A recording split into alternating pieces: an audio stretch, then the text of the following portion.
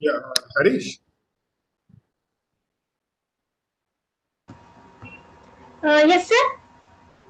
Okay, Sarvati ma'am. You are going to take the session now, no? Yes, sir. Shall we continue or wait for a few minutes for everyone to join? Wait for 1 or 2 minutes, 2 3 minutes. But you want my? I want to give you this screen share, no? Yes, sir. Screenshot option is required, sir. To you only, no? Yeah. Yes, Okay. sir. Yes. Okay. Just.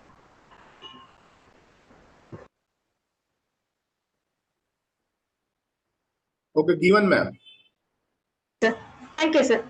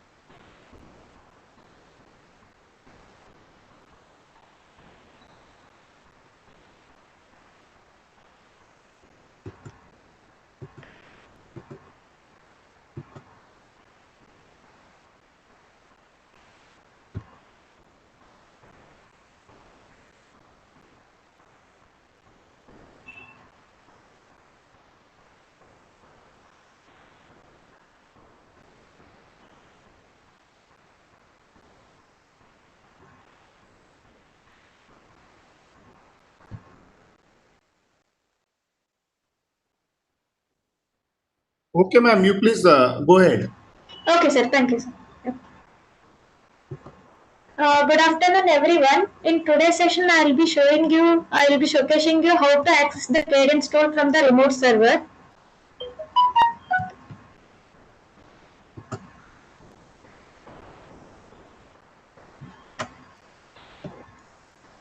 Usually from the Windows, we have two third-party applications which we were using for accessing the tools with a remote server. So one is a 40 client VPN. So usually 40 client VPN which provides you the secured and reliable access for the corporate networks and applications from virtually any internet connected remote locations, which will helps you to connect the server with a VPN enabling. So the same way, one more third party applications which we were using, that is a VNC Weaver. So usually the VNC Weaver which will helps you to connect to the remote server with the help of VNC server application installed on that remote server. With the help of that, we will be able to access the tools from the remote server. So these are the two applications, third-party applications which we are using in the while accessing the tool from the remote server. So as I have already told, so usually for users, the operating system, it might be a Windows or might be a Linux. Currently, I will be just showing you with the Windows. Once after this, I will be taking you with the Linux operating system. So currently, if the users having the Windows operating system, for that Windows operating system, we have to install the 40 client VPN and as well as VNC Weaver. So once after installing this, from the 40 client, we will be connecting to the remote server.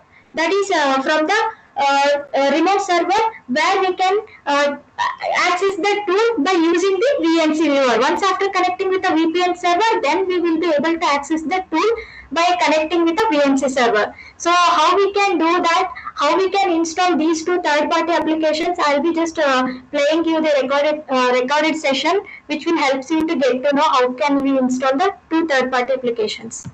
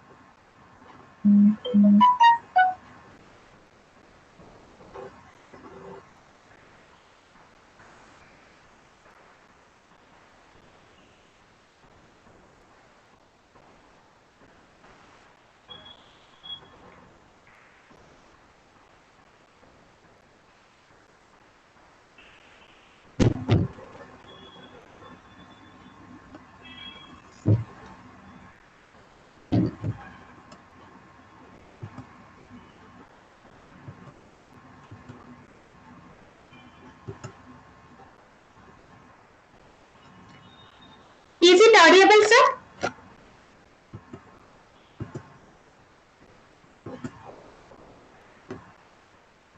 Yes, you are audible. Okay, good, fine.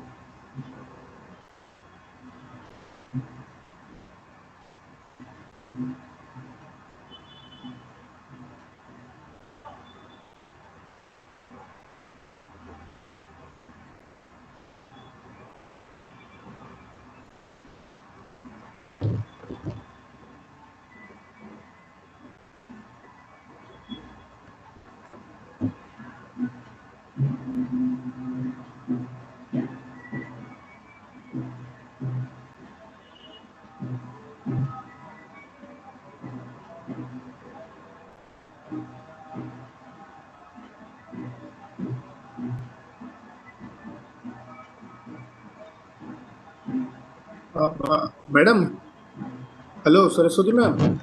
Yes, sir. You are downloading now these things, or No, you are sir. showing the video? Uh, I'll be just playing the video, sir. How to show the how to install that I'll be explaining. So is it my voice is audible? yeah, yeah, it's audible. Okay, like I'll be just showing you how to install that in the Windows. Once after that, I'll be just taking you how they can access the tool. No, ma'am. See the participants who are right now present, no, in the meeting. Okay. They will not be directly accessing now tool set, right? Yes, sir. So we can proceed with the demonstration, no? Actually, tool, actual, sir. Okay, Uh, installation part and all no need to explain here now, sir. no, no, ma'am. No need to explain the installation part. Okay. So I'll just show you how, like after installation, how we were connecting with the 40 client and VNC viewer. Then I'll just give a continuation to the Harish for explaining the tool part. Okay. Is that fine, sir? Okay, okay. But I don't wait, please don't waste time on this installation part. Okay. Oh, okay, fine, sir, Okay. fine, sir. Okay. Okay. Yeah, Okay. okay. So usually once after installation, as you can see currently this is my Linux platform. The same way even Windows as previously I was showing you. Once after installation you will be able to see here. This is my 40 client, that is a VPN. So how I have to connect the VPN? There are some settings which we need to set up before startup with the tool access. So I am just opening this VPN, 40 client VPN. Let me show you.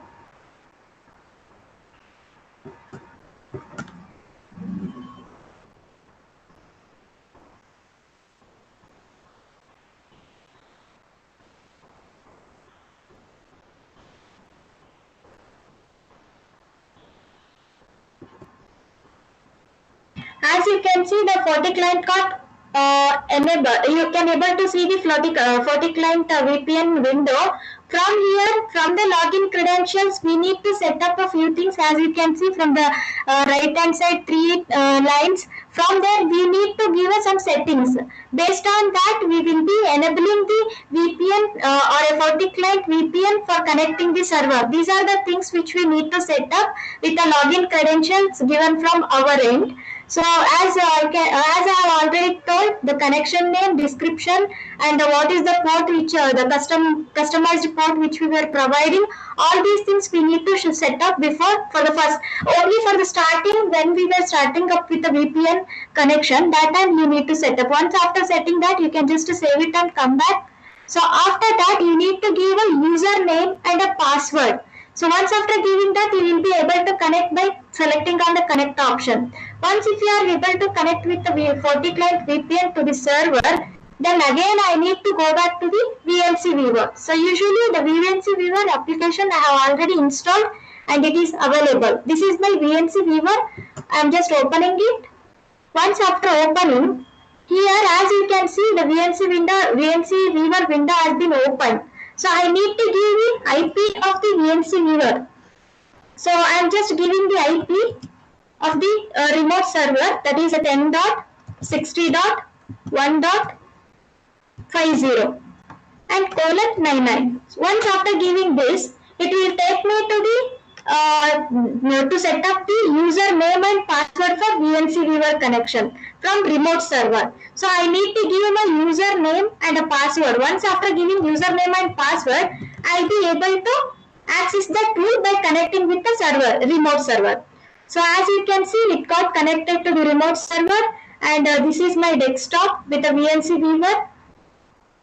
I just need to reopen because it got locked. So I'm just giving the same password. Now you can see this is my window where I need to start up my accessing the tools. So before that currently I am right clicking, I am not able to get any terminal. If you want to get any terminal, from the left hand side you can see the activities option. Once if you click on that activities option, at the left corner you will be able to see the terminal and the file options. So usually currently I will be just showing you with the terminal. So once after clicking on the terminal option, it will take me to the current directory where I can start up to execute my tools. So usually I am just using a command ls.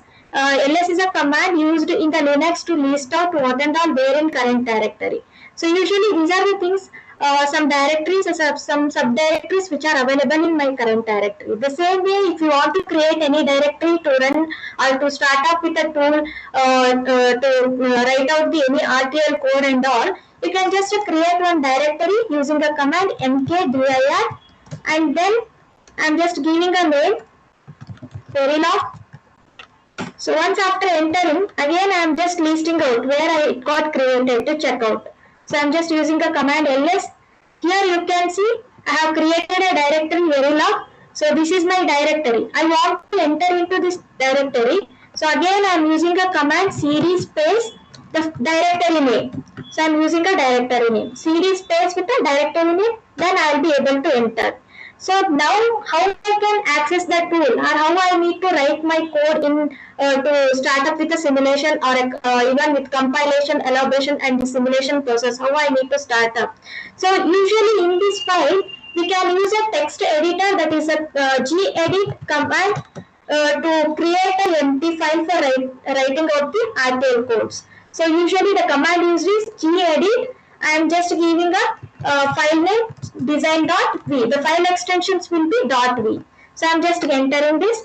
You can able to see here, this is the empty file I got where I can start to write my RTL code. Once after writing the RTL code, I have to save this. After saving, I can directly close it, and again I am coming back to the terminal. Even you can see whether it is created or not. How you are going to see this? Again I am using a command ls for listing out. So you can see here the file got created. So this is how we were creating a file. Now if you want to do simulation or any further to access compilation, NC Verilog and all, how we will going to do this? Directly you can give me tool name. For example, I am just using here SimVision. I am just using the name SimVision. Once if we give the SimVision name, it will take me to the simulation window. This is how we were fetching the tools from VNC Viewer and through connecting with the VPN with the server. So usually first you need to connect with the VPN, then you will be able to fetch the tool or access the tools from the VNC Viewer. So this is how we were accessing the tool from the remote server with the help of two third-party applications, that is a 40 client and even with a VNC Viewer. Uh, Again coming back to tool point of view. So usually, as I have already told, for practicing the tools, we are providing a tool access from our end. So there are some the terms and conditions which you should need to follow. I'll be just taking you.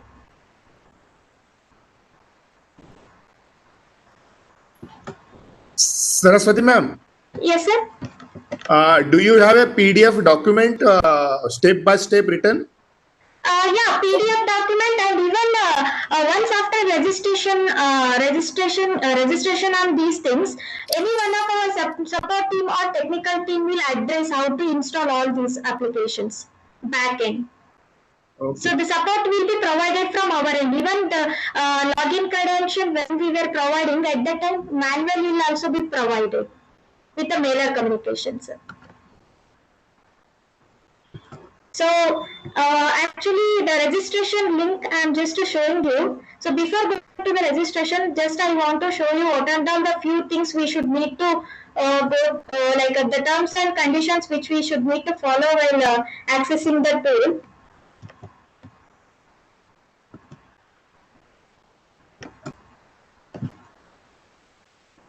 So usually the session, 8 sessions of the tool access we were providing with the 2 hours per session, and the tool access will be available for 10 days, and even any technical queries or support related things while accessing the tool, you might be ending up with some issues, how you have to fix those issues, all those technical queries, even with the technical queries and even with the tool related support will be provided in that particular session time itself. Whenever you are accessing the tool, in that time only we will be addressing like our technical team will be addressing your queries. And even the participant should need to have the laptop or a desktop with a 8 GB RAM or a 100 GB hard drive spacing. And for a better smooth access of the for the tool access, at least we should need to have a 5 Mbps of internet speed. So upon booking the slot with a payment, any one of our team members will contact you, and they will help you to they will help you to get to know how to install VPN and even with VLC viewer. So all these things, how you can install and how you can set up and accessing the tool, that help will be taken care by our team within the 24 hours. So I'm just sharing you the registration link, how to register it. I'll be showing you.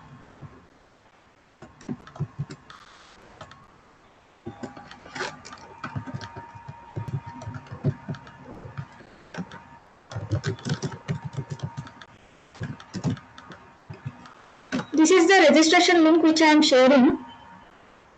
So actually you can see, once if you click on the registration link, here you need to give your name and the email address and the institute, whichever the institute you are from, that you have to mention with a mobile number and the amount which you are taking. So usually if you are interested to check with the tool access for 15 hours, then additional amount has been mentioned here, that is 1,500.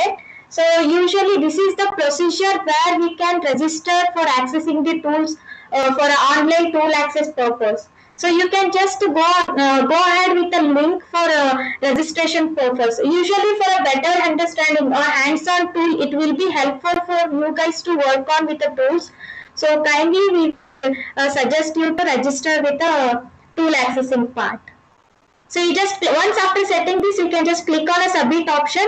So the registration will be taken care by our team, and once after registering, one of our team members will get back to you with proceeding further with the installation parts and all.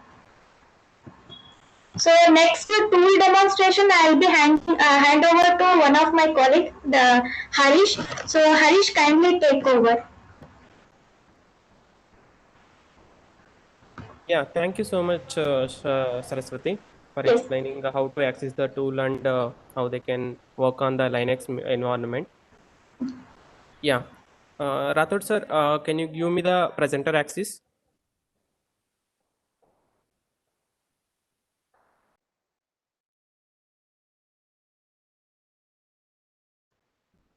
Given, sir, access given.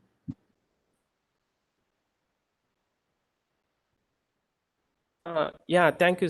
I will continue with the demonstration.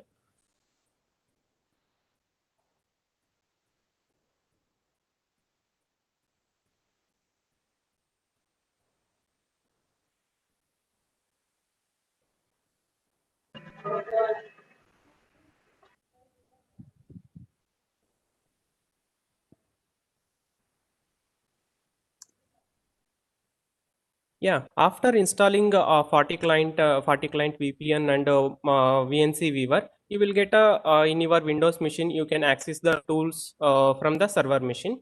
First, it is the Linux environment we are working on. In this, we have installed the Cadence tool because we are simulating this Verilog code by using a Cadence tool. That too, we are using a Incisive. Incisive tool we are using to simulate the Verilog code. For that, we are using a in Linux environment. We are using terminal for because it is full of command based. We need to learn few basic commands that to how to create the directory, how to create the text file, means .v files, and how to simulate. What are all the commands we are using for simulation? Those commands we will see now. First, for creating whatever Saraswati explained, mkdir for creating a make directory, for creating a text file, we are using a gedit. Now, I have created a few, I have considered few examples, that is a mux examples and whatever we have discussed in the morning session. Now, I will show the demonstration for those examples. First, I will give ls. For listing the files and directories, we will use the ls command. and I have created a directory name Verilog demo. I have created a directory with a name Verilog demo.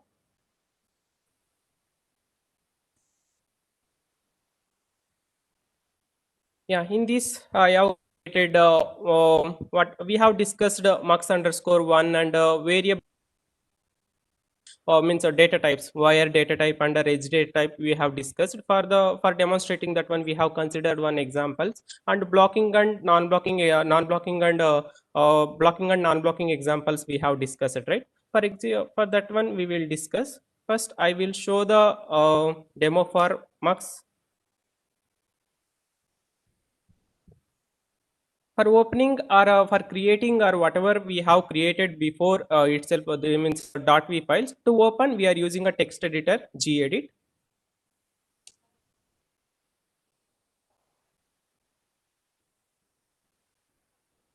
Mux underscore tb, that is a ampersand you are using, means this gedit will open, and with a along with a command prompt will this one we are calling it as a command prompt. That is I am working in this area Arish at ns1, and this is my directory name. Here I am, and cd for changing directory. Now Verilog directory I have changed it to mux underscore one directory. This is the this directory I have changed the this command, this terminal, to this mux underscore mux 4 underscore one. Now for opening, you give ampersand, it will open gedit and along with command prompt. This one you can see, if you are not giving this ampersand, means it won't give this command prompt, because this one we are using for execution purpose. That's why I have given a ampersand along with a file. Gedit will open.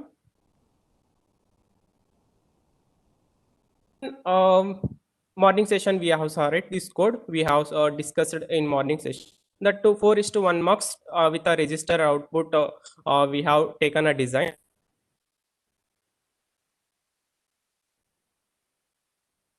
Yeah, here, yeah, 1 second I will.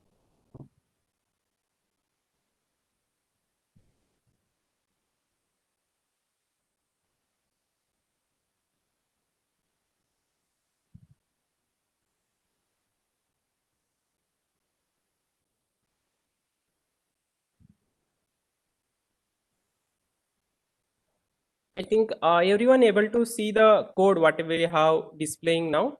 What we are displaying now, everyone able to see.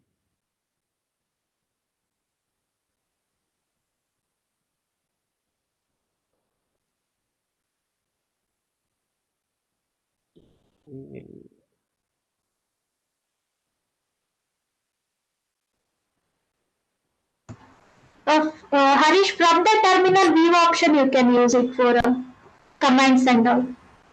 No, no, no. From the I am terminal. checking. I am checking. Okay. Yeah. No, no, I'm trying to make a large this one. This width I am changing. Yeah. Okay. This one once you concentrate here. Module. This is the Verilog design code for a mux 4:1 mux with a registered output. Here module Verilog starts with an module. Module is the basic building block in Verilog. That one start with an module, and this is used for defining the time scale, time unit. We are defining with the time unit and precision value. And here you can see this is the module. We are declaring the ports, inputs and output ports we are declaring. After that we are providing the direction, what are all my inputs and outputs. With the if we have a multiple of width, use this like this with a 2-bit width select line. And if we this one you are not declaring any width, means it is a single bit clock and a single bit reset. IO is single bit, select is 2-bit, 1 is to 0 means 2-bit, and output is q. Here you can see we are not defining any data types, means default it will be a data type.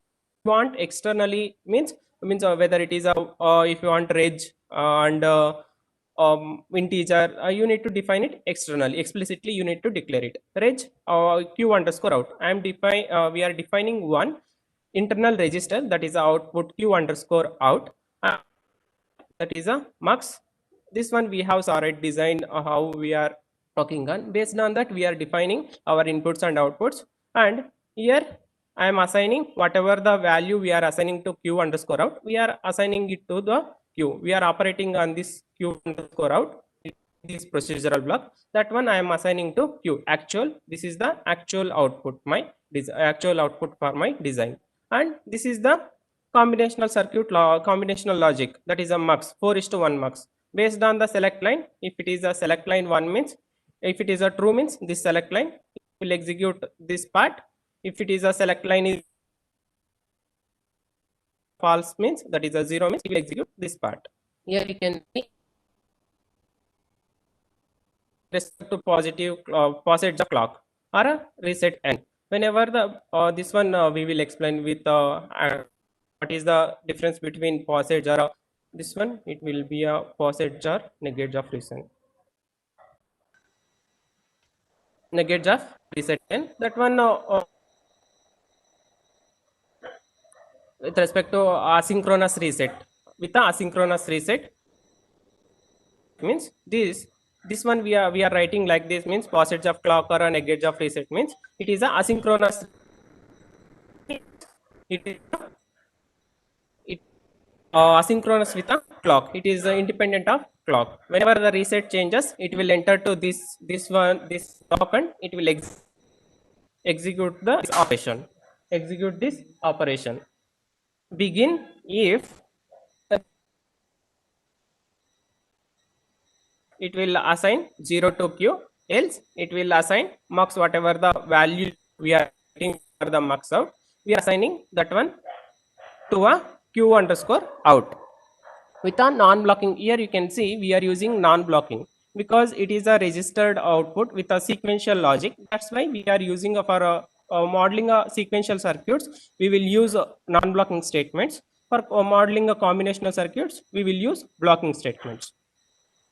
And this is my design code. And here you can see this is my, we are defining, you can see reg whatever the values, whatever you have, we are declaring with a register variable, a register data type, because we are providing the inputs within the procedural block. That here you can see initial calling it as a procedural block. Within that we are providing the values, means we are assigning values variables. Test bench means we are providing the input vectors or input variable input values to the DUT. According to that, it will consider those inputs and it will calculate outputs.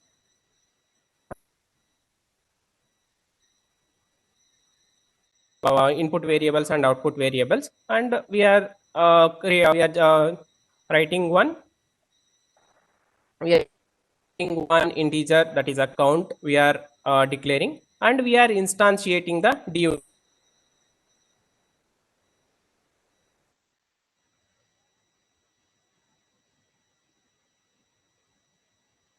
Output should, we are providing the inputs, that one it will pass us to this DUT only, right? Because logic everything it will be there in DUT. That's why we need to call DUT in test bench file, and that too by name and by position instantiation in Verilog. That one we will discuss in the after session, means in sessions we will discuss how to instantiate the DUT in test bench. And this is the, we are generating the clock with a 10 nanoseconds period. That too positive edge is 5 and negative edge is 5 nanoseconds. The total period is time period is 10 nanoseconds. And initial begin, we are using a initial begin for providing the values for the inputs. It will execute only once. After this after completion of this operation, whatever the declare, whatever we have written in within this, it will stop. It will only execute once. Always means continuously repetitively it will execute. Always means every 10 every 5 nanoseconds positive it will complement of this one, uh, it will execute. And display statements we are using for displaying the whatever the values we are providing current values. That is a display means it will execute at the current time step, whatever what are all my values for the inputs and outputs. And for loop we have considered for generating a count for we are taking one count. variable, that is an integer variable. We are giving it to the select variable, that is a select underscore tb. That one, according to this select line, count is 0 means select also it will be 0, and when it is 0 means I0 will go to the output. When it is 1, I1 will go to the output. That condition we are checking. If this condition is not satisfying, it will give the error message. If this condition is, if statements we are using for checking the conditions, and else it will display the else part. And this one, we are ending the simulation at 10 nanoseconds. After completion of this one, after 10 nanoseconds, it will end the simulation time. Yeah, this is the D.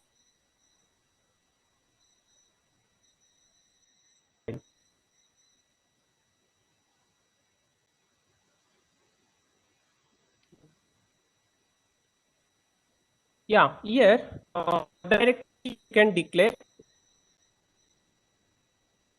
it of this internal wire also. Directly you can assign whatever the operation we are doing right within the always block. Directly you can assign q also. Zero q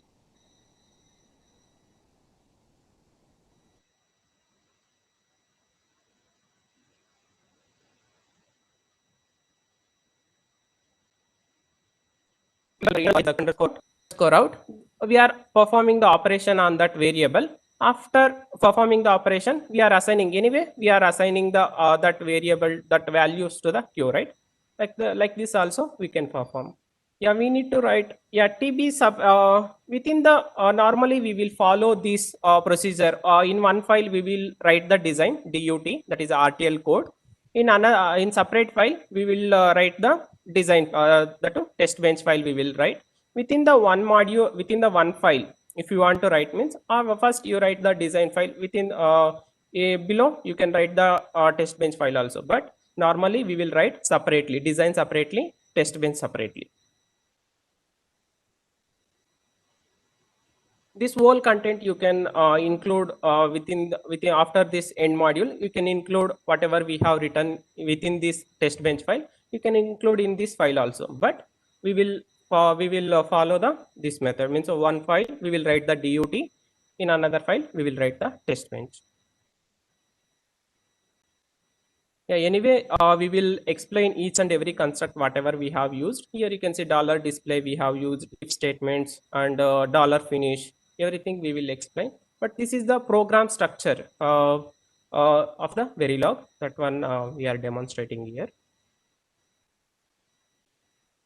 Yeah, here any doubts? Everyone understood DUT and test bench file? Anyone having doubts? So good afternoon, everyone. Sir, DUT and main program should be in the same file? And we got 33 point last Main time. file.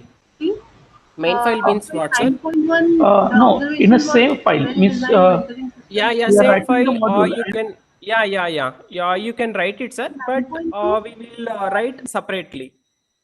We will within one file we will write the DUT logic. Within another file we will write the test bench logic. There is need Okay. to make a So, but when we are running the program, so we are not running the main program. We are running the simulating, the test bench file. rest of the things. Test bench file, Compilation. that yeah. Here if you want to no need means if you have included this file DUT file in test bench file, that too we have a one construct Actually, the construct. policy framework plan. Please Okay. mute it from your end, sir. I will explain. Yeah, please mute it from your end. Yeah, if you want to if you don't want to simulate the DUT file, only if you want to simulate the test bench file, that time you need to include, we have a compiler in Verilog. Means whatever we on the DUT file, you can include entire source file, that is a tick define tick include. You need to include the that whatever file name we have given, that one you are including. Means simulator first it will simulate the DUT file, after that it will simulate the test bench file. It will check the whatever the instantiation name, it will check this one, it will check where it is. This one it will check it in the work clip. If it is available only this, that's why first we need to execute the DUT file, after that we need to execute the test bench file. That's why if you want to at a time you want to simulate the test bench file, means you need to include the DUT file in test bench file. This one understood, sir? Yeah. Mux 4:1.v. Like this, you are including means 4 is to mux 4 is to 4 underscore 1.v means simulator first will execute the this 4:1 mux. After that, it will execute this test bench file. If you are not including the in test bench file, you need to simulate the mux for mux 4 underscore 1 first. After that, you need to execute the mux 4 underscore tv file.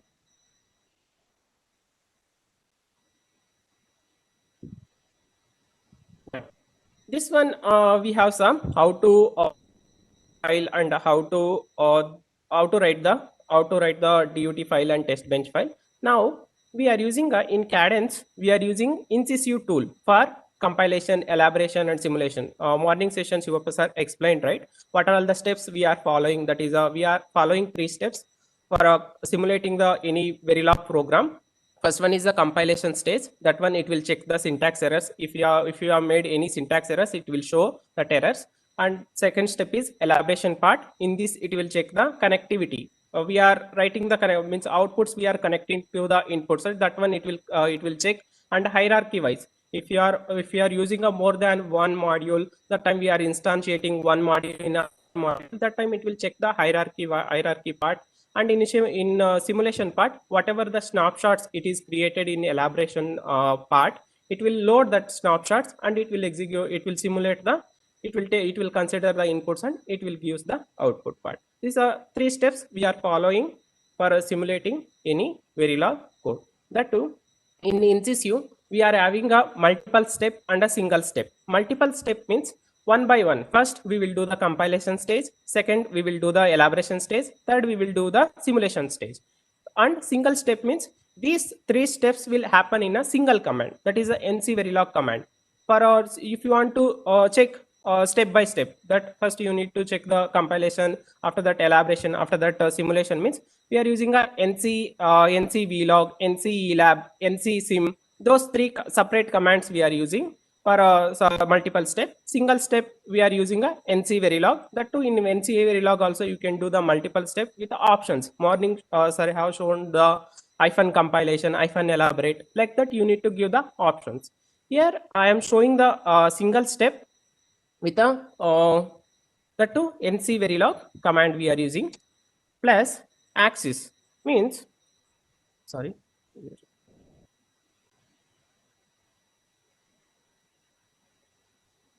We are providing access, write, read, and connectivity access to whatever the files we are executing. We are providing the write, read, and connectivity access. For that, these are the options we need to give. RWC, write, read, and connectivity access. Now, whatever the files mux.v, this is my DUT file. That is that one. First I will execute. If you can give multiple files also, no issues. For this we are having a DUT file and a test bench file. And if you are simulating, if you are simulating in other directory, that time you need to give the path of that. That is a one step back. You need to go like that. You need to go. You need to write the command. But we are in same directory. That is a mux and mux 4 and 1. In that I have a designed DUT and a test bench file. Now this one mux 4 underscore 1, that is a DUT file. Here see, this is the multiple step, means sorry, single step. Within this it will check first. Here you can see that is it is creating a work clip. Automatically it will create the work clip. Within this, here you can see mux underscore ff underscore ex is my module name. In this module name, in this module, it will check the errors. If you have any errors, it will show. If any warnings, here it will execute. Next step is this is the compilation stage. Next, it is the elaboration stage. It will check the hierarchy and building the instances, overlay tables. This one. After that, it will the simulation part. That is it will give the simulation. If you have any errors, it will show here. Otherwise, it will show the simulation is. Here you can see it is showing the information like how many modules you have. We have one module in this file, and how many registers we have declared. One register we have declared, and wires how many, and always block how many we have used, and continuous assignment statements how many we have used. That information it will show here.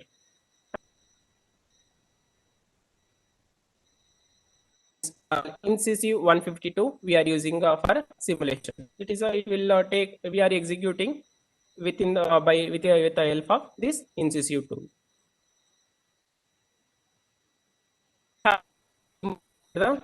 First, I will inject few DUT, and I will show how it will show the errors. Hello. Hello. Yeah. This simulation is only the functional simulation. It means zero delay model, or does it take into consideration the delays of the internal transistors or the gates also? It's a zero delay model, or with taking into consideration the delays. It is the model only Does this whenever give we are using yeah. Yeah, it doesn't give any idea about at what maximum frequency it can work. No, ma'am. It won't give that information. Much. It is functional simulation we are checking, ma'am. Okay. But is it possible to go ahead with synthesis and then do it with delays? That one we have a separate tools, that is a genus tool. If you want to check the timing related parameters, we have that synthesis we are doing in genus. That too, only separate tools are functionality of the design. Incisive tool we are using for, yeah. And for physical design we are using Innovas, yeah, like that.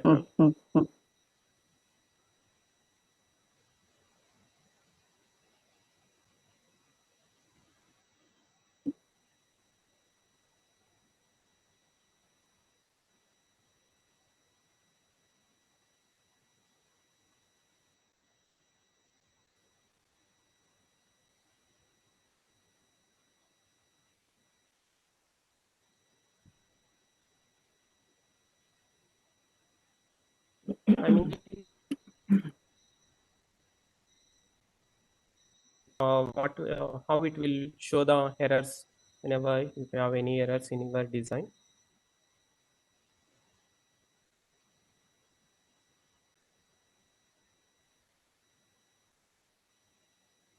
Here you can see file, whatever you have in the code. Here it will show mux4_1.v 14 line expecting a comma. First, here you can go to file.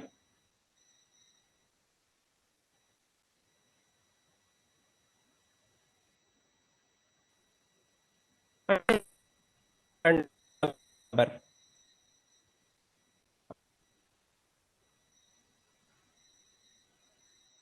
And you can number, it will be easy to identify.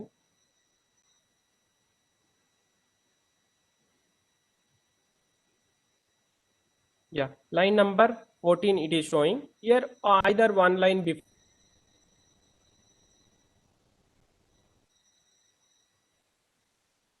We need to check one line before or after that. Line before or after we will have a errors. Here I have corrected, and once again I will do the simulation part. Q_out, I am assigning a Q_out within the always block, that is a procedural block within the let and it is not a legal value in this context. Means within the procedural block, that is a always block, if you are assigning any value to the variable, that variable should be a reg type. It is not possible to assign a in the always block or a initial block.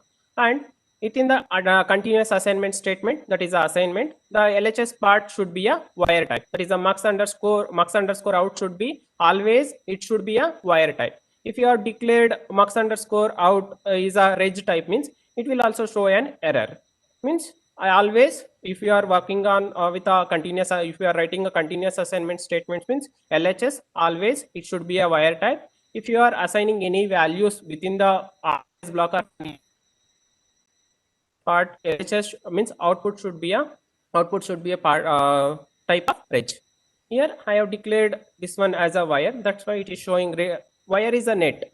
That one you remember, wire is a net. One type of net wire is a now reg.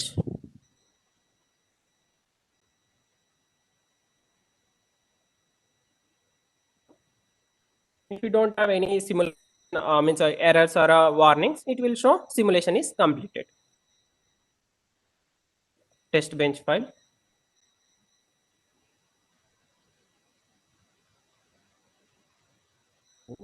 Name.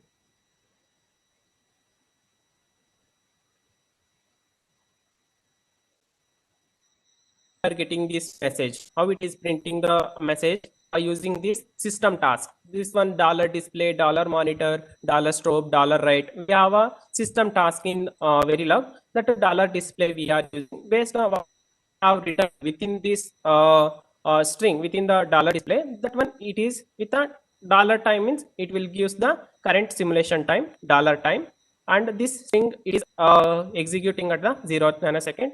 After that we have assigned values for this register means whatever the variables we have declared, that one we are providing, and we are giving the values, that is a $display. This display statement is executing at a 0th nanosecond. After that 6 out of means at after 6 nanosecond, #6 we are using for defining the time.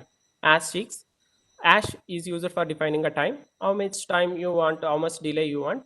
Based on that you can give the delay 10, 15 like that, and $display seconds. At 6 nanoseconds it is out of reset, and we are checking the data whether it is matched or unmatched. At 16 nanoseconds means every 10 nanoseconds this loop for loop will execute, right? The 10 we have declared a time delay. That's why 6 plus 10, that's why it is a within the initial block or within the procedural block, sequence will means execution will be sequence, one after the other execution will takes place. That's why 16 nanoseconds, 6 plus 10, 16 nanoseconds, first display statement is coming. After that it is a 10, because for loop it will execute based on this up to 4, less than 4 times, means 0, 1, 2, 3, 4, this count value it will consider, and it will execute this loop. At 20 nanoseconds, at 26 nanoseconds, 16 plus 10, 26 nanoseconds, my count value is 1, means select value is 1. That time what for I1, that one it will pass to the output. Whenever count is 2, output whatever the I3 value is there, that one it will pass to the output. I4 whatever I3 count is equal to 3, means whatever the value for I4, that one it will pass to the like this. We are writing the test bench, we are passing the inputs, and we are checking the outputs what we are getting. Whenever count is 0, data is 0. Whenever count is 1, data will be 1. Whenever count is 2, data is x. Like this, we have given the input values for I0, I1, I2, I3. Based on that, it is based on this select line, it will considering any one of the input to the output. Mux functionality is that like that, right? Multiple inputs, single output. It will select based on the select line, it will select the any one of the input to the output. Yeah, this is this one everyone understood how we are writing the design, and how we are writing the test bench file, and how we are simulating the Verilog code in CAD. Anyone having doubts? Yeah, Harish. Hello, sir.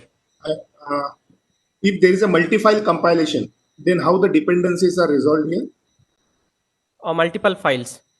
Yeah. Here you can see, sir, the two I have shown, right? If you have multiple files, whatever the lower hierarchy means, I will take one example. We have a off adders. by using half adders, we can construct full adders, right? Like that, if you want to simulate the files, full adder files, that time first you need to compile the half adder files. Means it will check the what are all the errors and elaboration part. That one it will check first for half adder. After that, it will goes to the full adder. If you don't want to if you don't want to compile separately, that time you can include like this. Include whatever the source file for the half adder within the full adder. You can include half adder file. It will first tool will simulate the half adder file first. After that, Hari- it will, Harish, in a particular file, if I am writing a code, then obviously I'll take care that first I'll write a file which is dependent on which is not dependent on something else. But I'm asking if is there a command on command prompt which I can execute and do a multi-file compilation, and then what care to be taken? Command. yeah, here like this also we can provide, sir. First we need to give the lower hierarchy files like this. First I have given the design file, given file. After that we have given the test bench file. Means first it will compile this one design file. After that it will compile the this test bench file. Acha, so this sequence is And the important. yeah, sequence is important, sir. Whatever the lower hierarchy files are there, we need to give first, because we are using those lower hierarchy files in the higher hierarchy files, right? That's why we need to follow the hierarchy part also. Okay. Acha, if I am executing system Verilog code, then everything is same except the extension. No, it will be .sv. Yeah, dot s. Same command you can use it, sir. NC Verilog Okay. plus access. Yeah, same command you can use it for SV also. Okay. So one more thing I would like to ask. Yes, sir. It is about the data type. I don't know whether you have encountered about it or not. But if I Yes. execute, let us say 32-bit data type related commands, 16-bit or Yeah. 32-bit data is there. And if Yes, I yes. use Incisive simulator or Synopsys VCS, okay, or Model Sim, I don't get any issue. All results are correct. But surprisingly, what I Yes, sir. observed It is will come. if Yeah. I use Yes. 64-bit data type, if I use 64-bit data type, and if I use Cadence Incisive against, let us say, Synopsys VCS, then surprisingly, I don't get the same results. Have you observed this any point of time? No, so that one I didn't. I have used. Have most of the times I will work on this cadence and that is a model sim. I will work on. Achha, even in Model Sim, means I have in fact the simulation codes also available with me. When I Okay. executed the code on Model Sim, I get some result. And when I execute the Okay. same code on Incisive, I get a different result. If it is for 60-bit, 64-bit data type, but if it is not 64-bit data type, then there is no issue. Yeah, this Okay, one okay. Then means you I'll are getting a proper. In which tool you are getting a proper result, sir? no, sometimes here, sometimes there. That's very surprising. Okay. Yes. Yeah, Achha, you never observed. It's Yes, okay. sir. I'll discuss Yes, sir. separately. Yes, sir. Thank you, sir. Yeah, we will execute few more examples. That to blocking and non-blocking we have discussed, right? That one we will execute. Now I am in mux underscore one. So if you don't know the where we are working, that one command is there in Linux, pwd present working directory where I am working now. Here it will give the path /home/arrays slash verilog underscore demo within the mux 4 underscore 1. We are in present working. We are working directory. Now I will move one step back. Sorry, one step back like this. Cd dot colon slash means it will go one step. You can see now presently currently I am working on this mux 4 underscore 1. I have come back one step back. That is a very demo. Now I will ls I will do.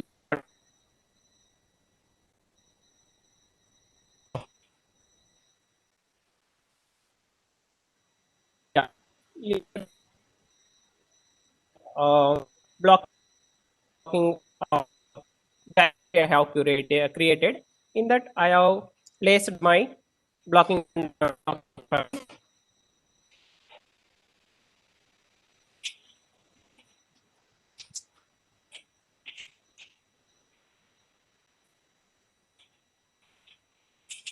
ls. Now I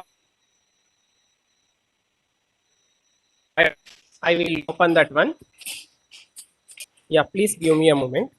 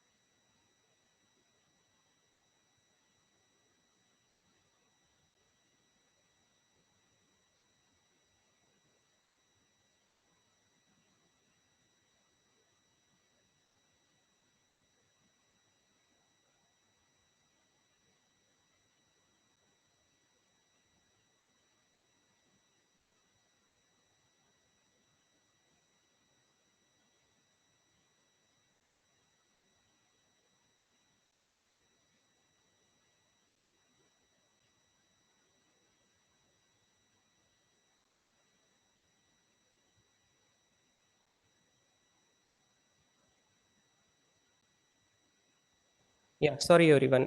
We will continue. No issues.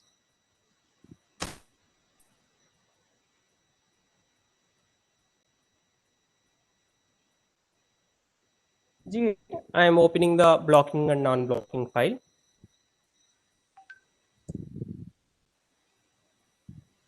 This one we have discussed, right? Yeah. Sorry.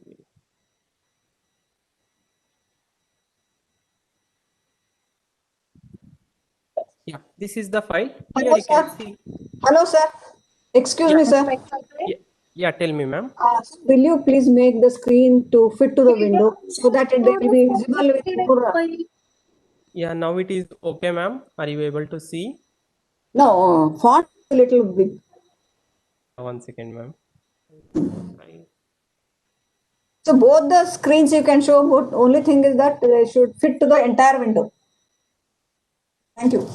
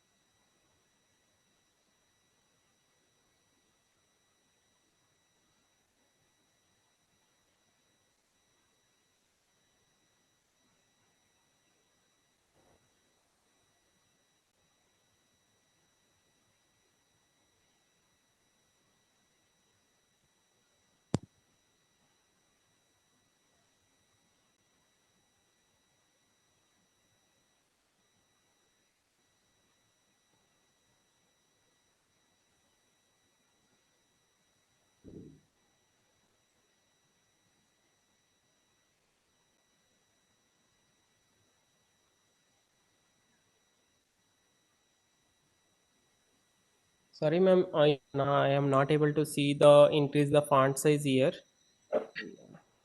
So, Harish, you can do open code in one term and in other terminal you can execute and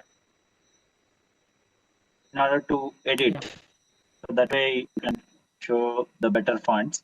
And also at the user end, you can different options screen, whatever Harish is, you have a way to zoom in and zoom out as well on the left hand side. And also right hand side, you have some how you can. So open in one and you edit the code in other terminal, you execute the program. Yes, I will do that. Gedit you can I didn't know how to use. Yeah, in this also we are getting the same size, sir. No, I am just saying open in the terminal itself, not this gedit. Gedit, there is no font increase. I don't know. I also couldn't find. Open the terminal. In the From terminal, view option, you can just check it, Harish. Yeah, here From we view can option, you can zoom in. in Yeah. yeah, terminal the we terminal can do it. always view In option. You terminal can we zoom can in, do it, zoom out. sir. Yes. Yes, sir. In terminal Yeah. we can do it. Yes, this is better. Yeah. Yeah. And have one for executing the code. Yeah. Yes, sir. I will execute in this one.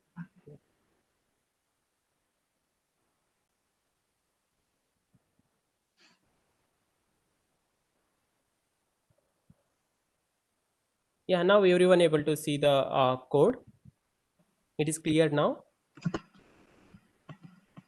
Yeah, here we have discussed in morning session, Shivapa sir discussed blocking and non-blocking code, right?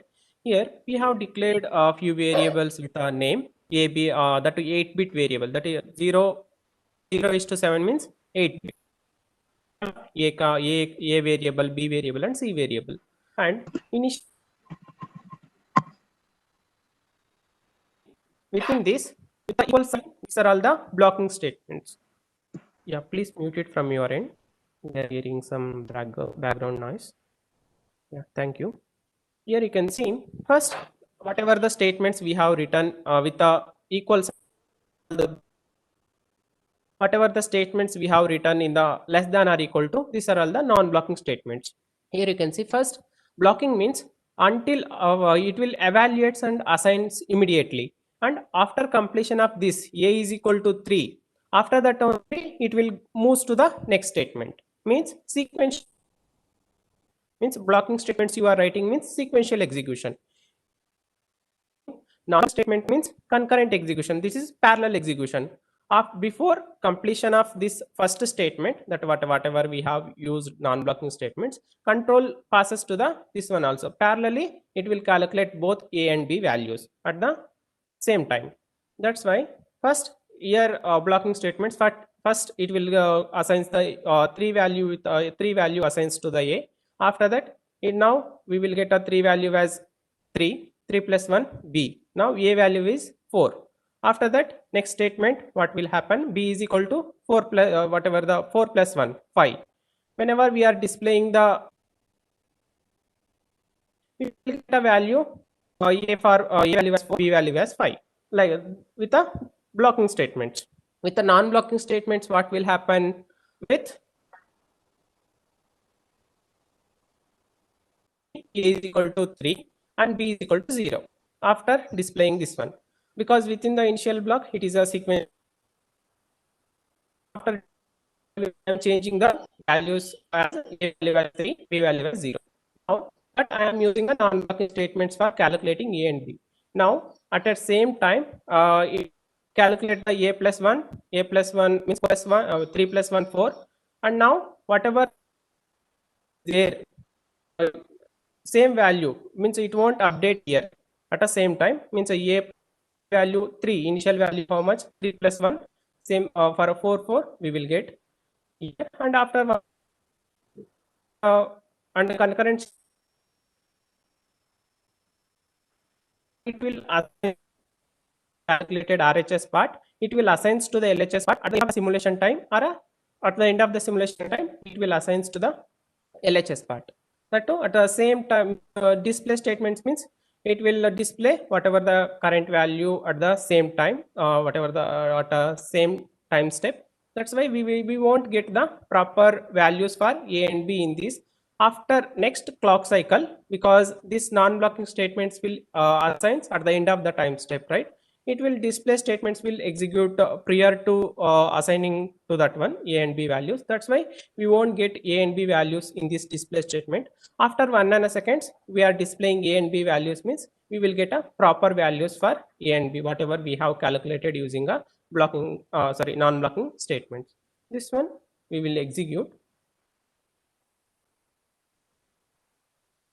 We will see.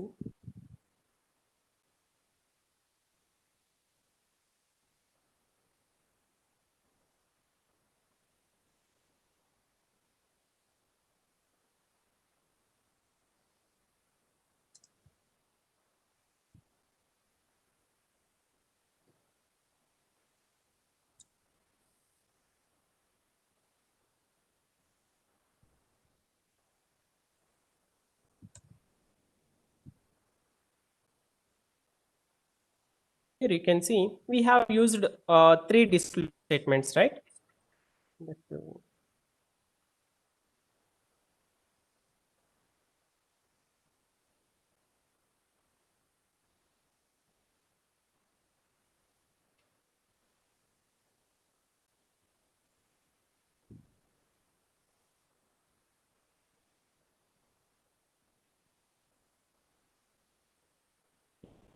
Display statements we have used.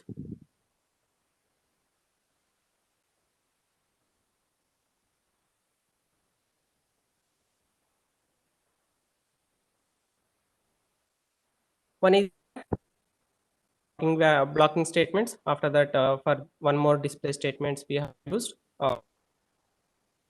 statements we are getting here. Sorry.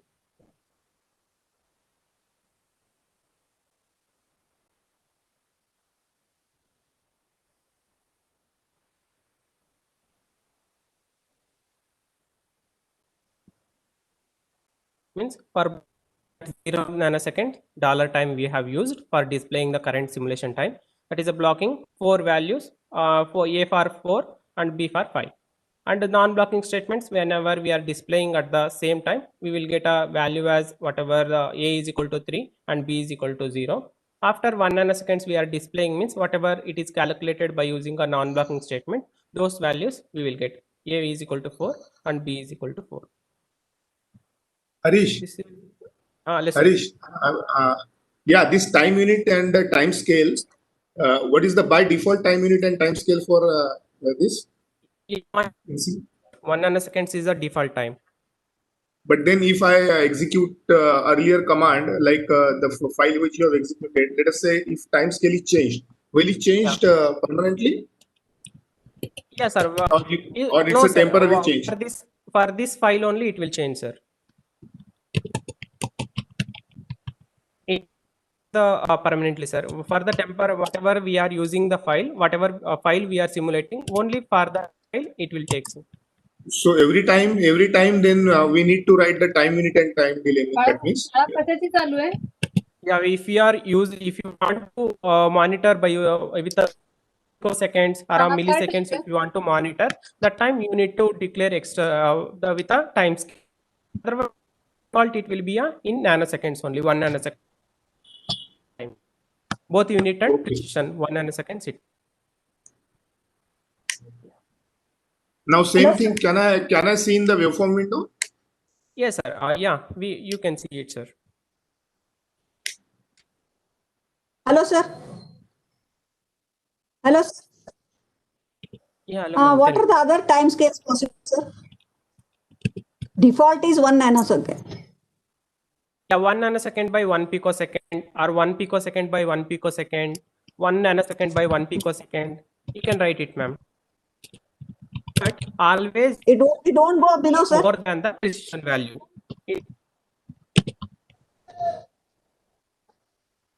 To check the pentaseconds.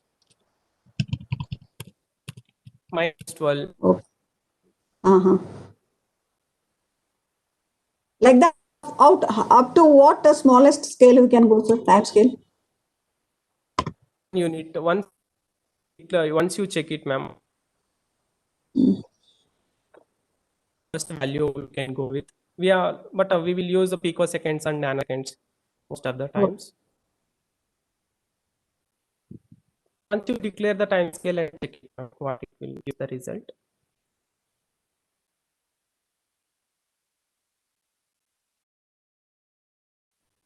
This everyone understood how we are writing the code and how we are executing.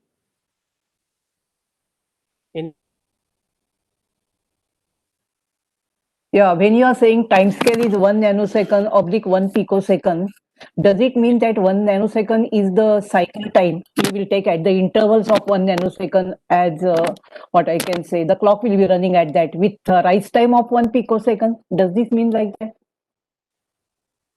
Yes, sir.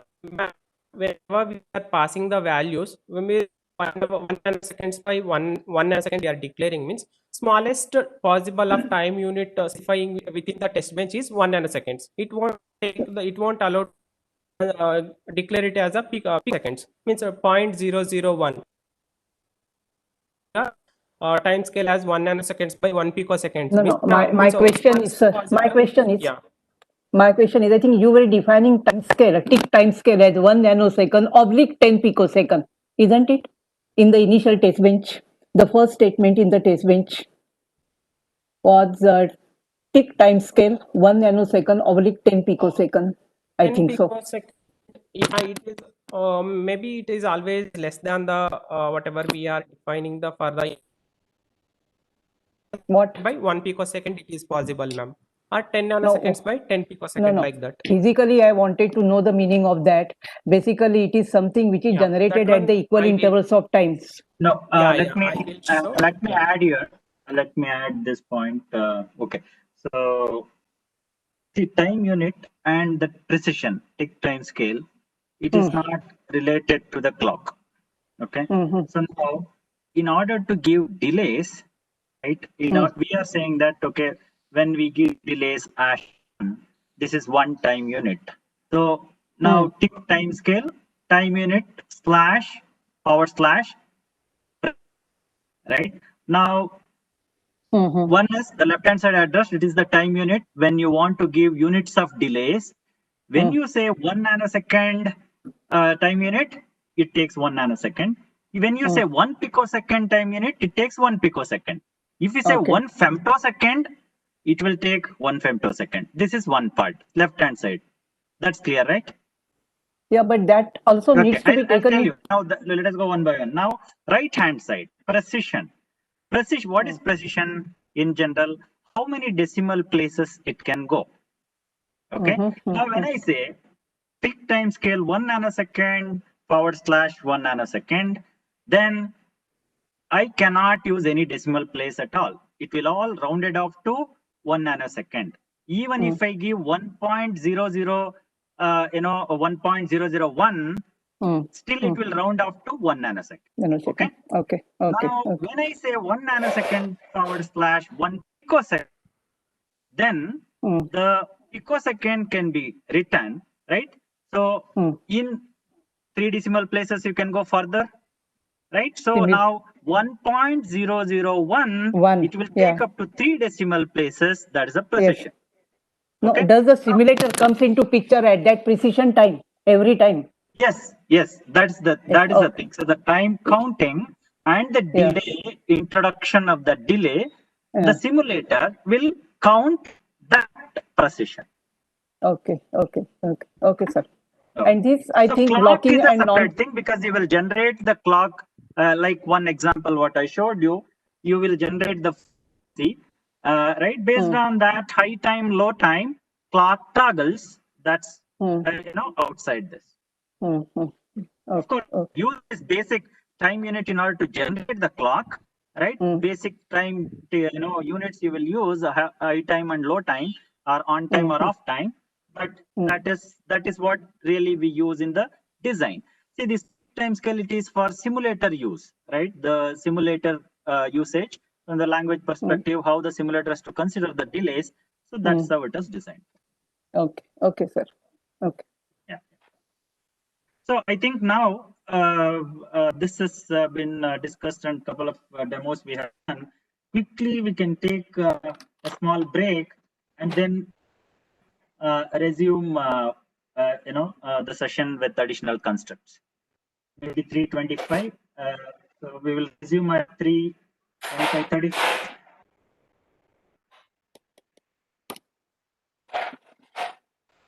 Fine. Yeah, 5 minutes break. Okay, 5-10 minutes break you are giving me. Session. We will resume the theory session and then we will execute a couple of more programs after that. Okay, sir. Okay. Yeah. Sir, isn't there any GUI kind of platform available for Cadence, sir? Always we have to use this command prompt only. We will right now simulation is shown, waveforms is shown, right? Not it. Yeah, we will show the No, sir, waveforms not as well. we have. Whatever Yeah. simulation is there, we will show.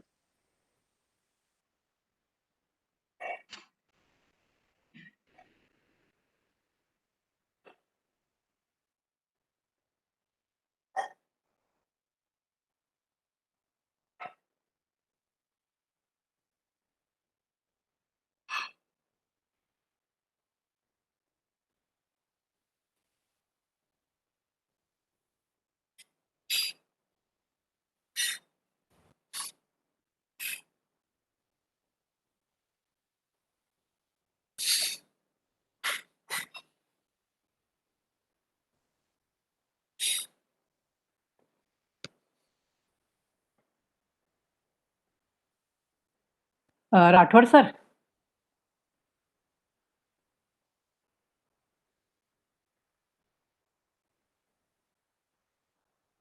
हा madam बोला ना. Hello madam, yes I can hear you.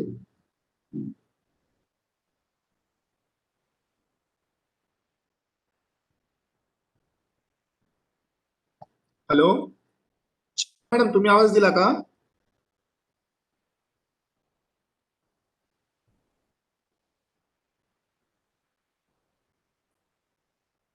Sneha madam.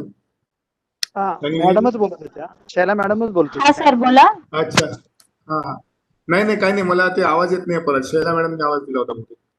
Sir त्या mute झाल्यात बहुतेक. अच्छा अच्छा, मी त्याला unmute मी करणार अनम्यूट करतो. शैला मॅडम, तुम्ही आवाज काही बोललात का? Don't know. ठीक आहे, नंतर बघूया, चालेल.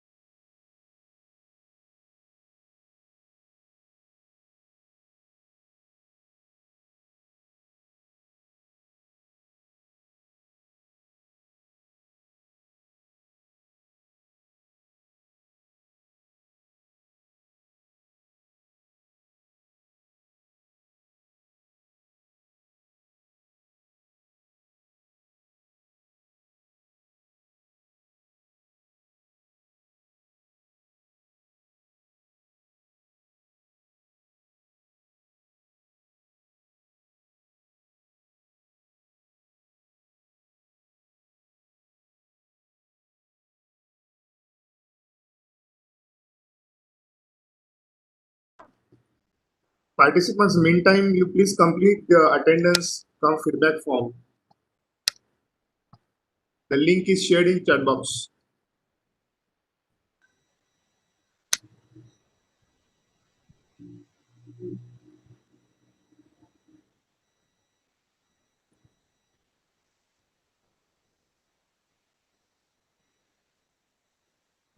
Attendance come feedback form. Yeah. Shall we resume? The link is shared in chat box.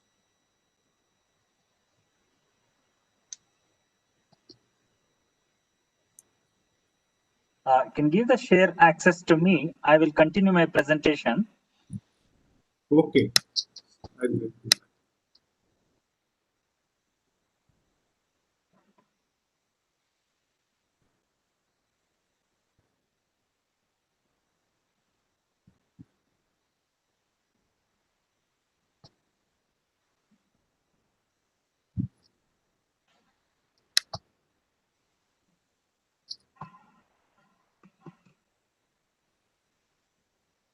Yeah. Yeah. Thank you. So we will continue.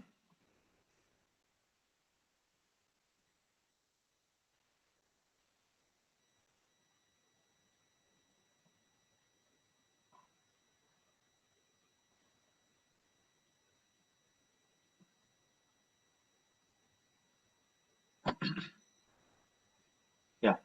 So just starting from the topic where we had left off, and the question around time scale, I had put this slide little later.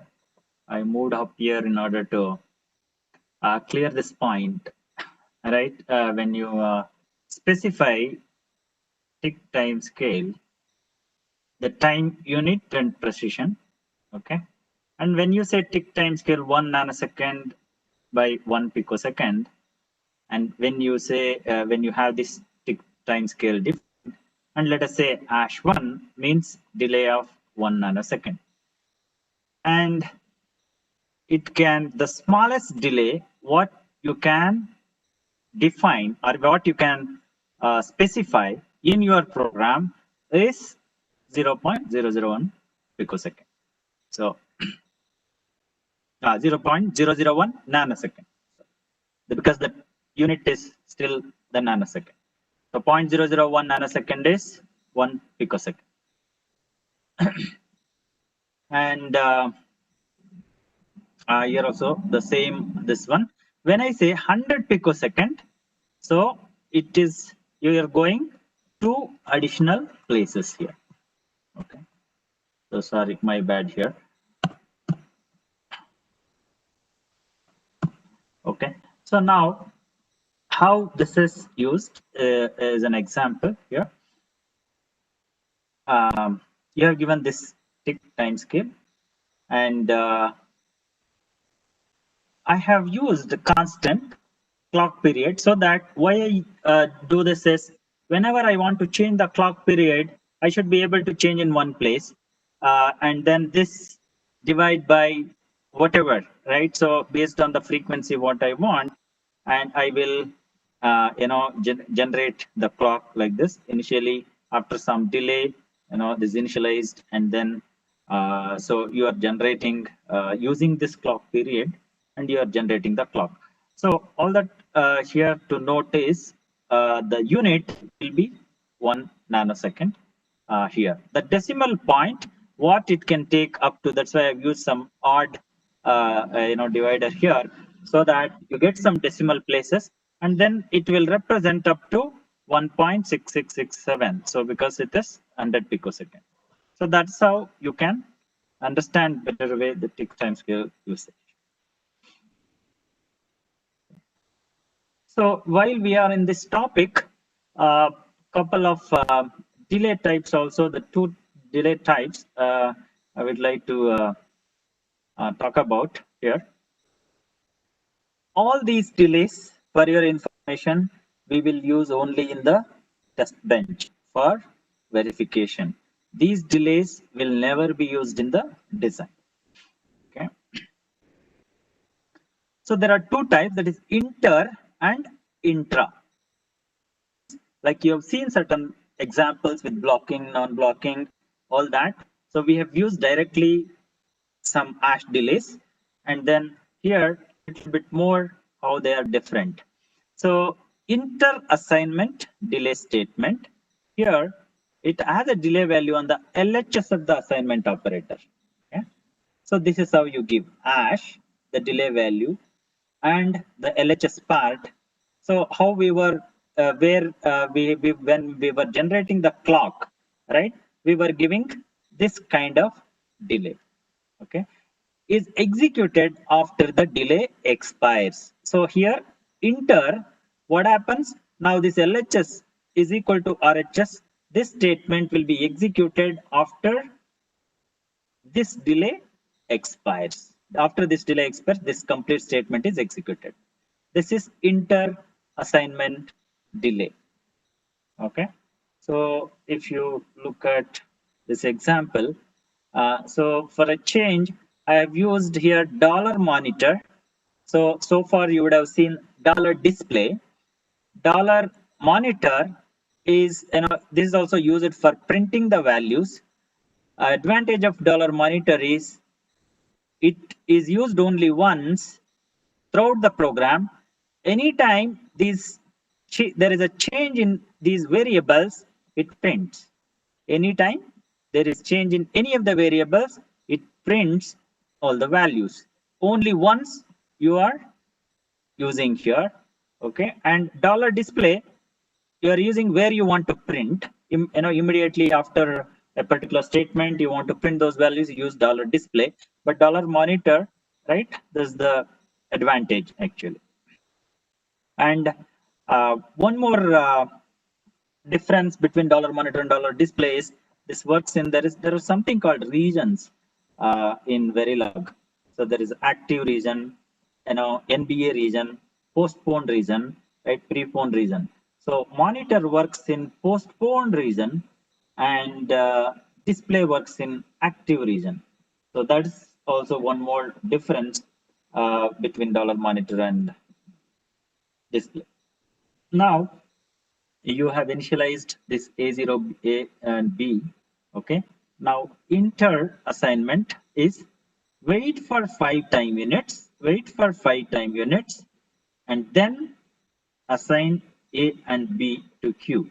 Now this will be evaluated and then assigned to Q after this 5 time units. So 5 time units, that is, if you have declared here time scale based on that, this $5.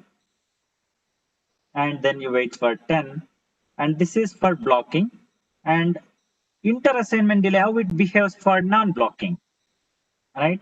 So here, wait for time units and then assign A and B to Q again at the end of the time unit. So here, you don't see the difference because anyway it moves to the next time unit, and at the end of this time unit it assigns the RHS to the LHS here, because this one will get executed after this delay. Okay, so then this one end. This is one example for inter assignment delay. Okay, what to note is after the delay expires, the statement is executed here. Other one what we have is intra.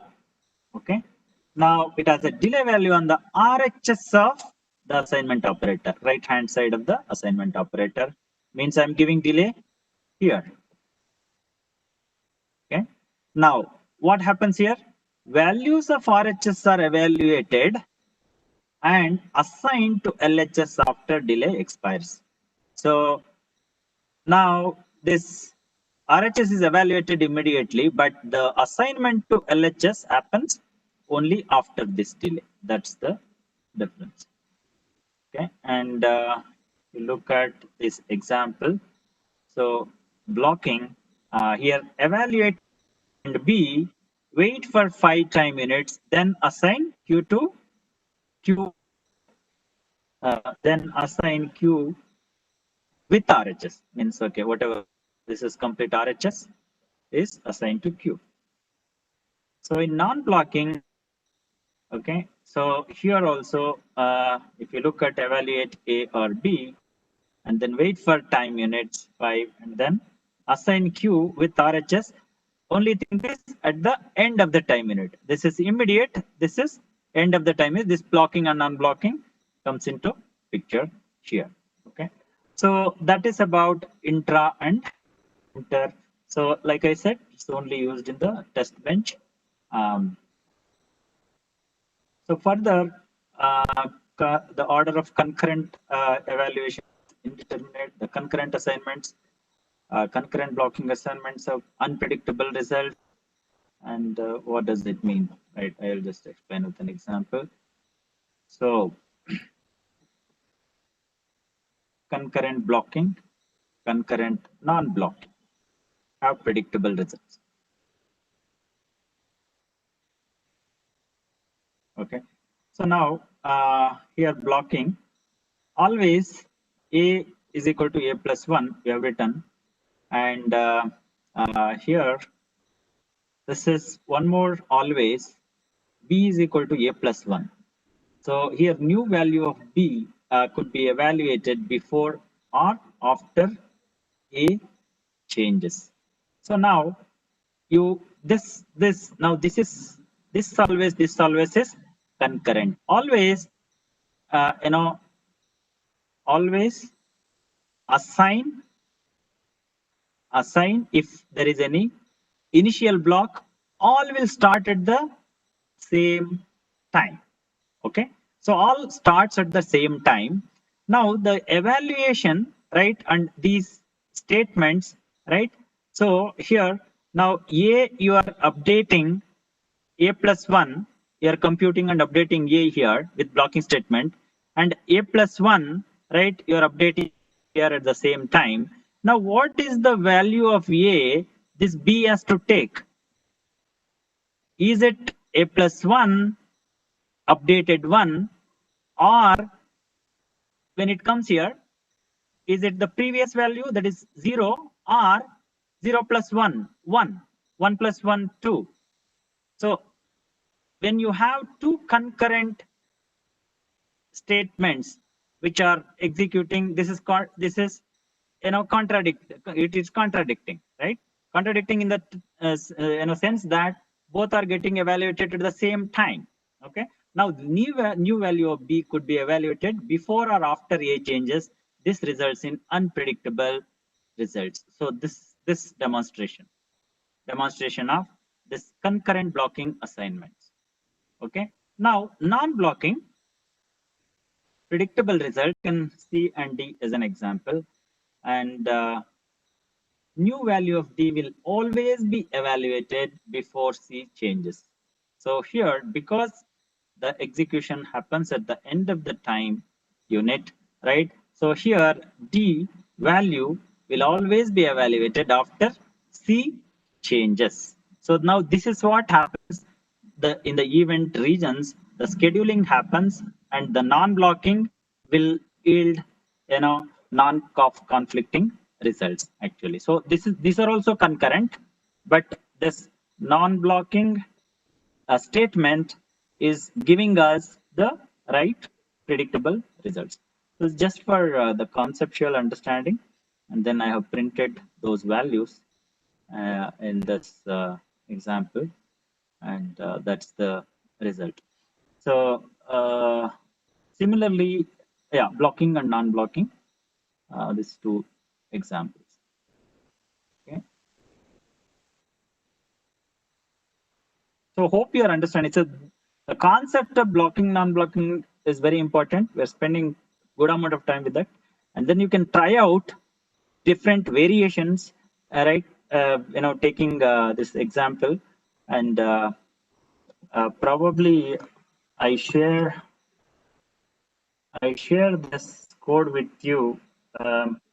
You try by modifying certain things, and then see how it behaves.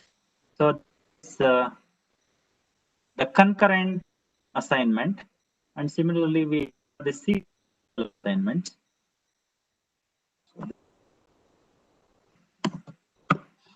Okay.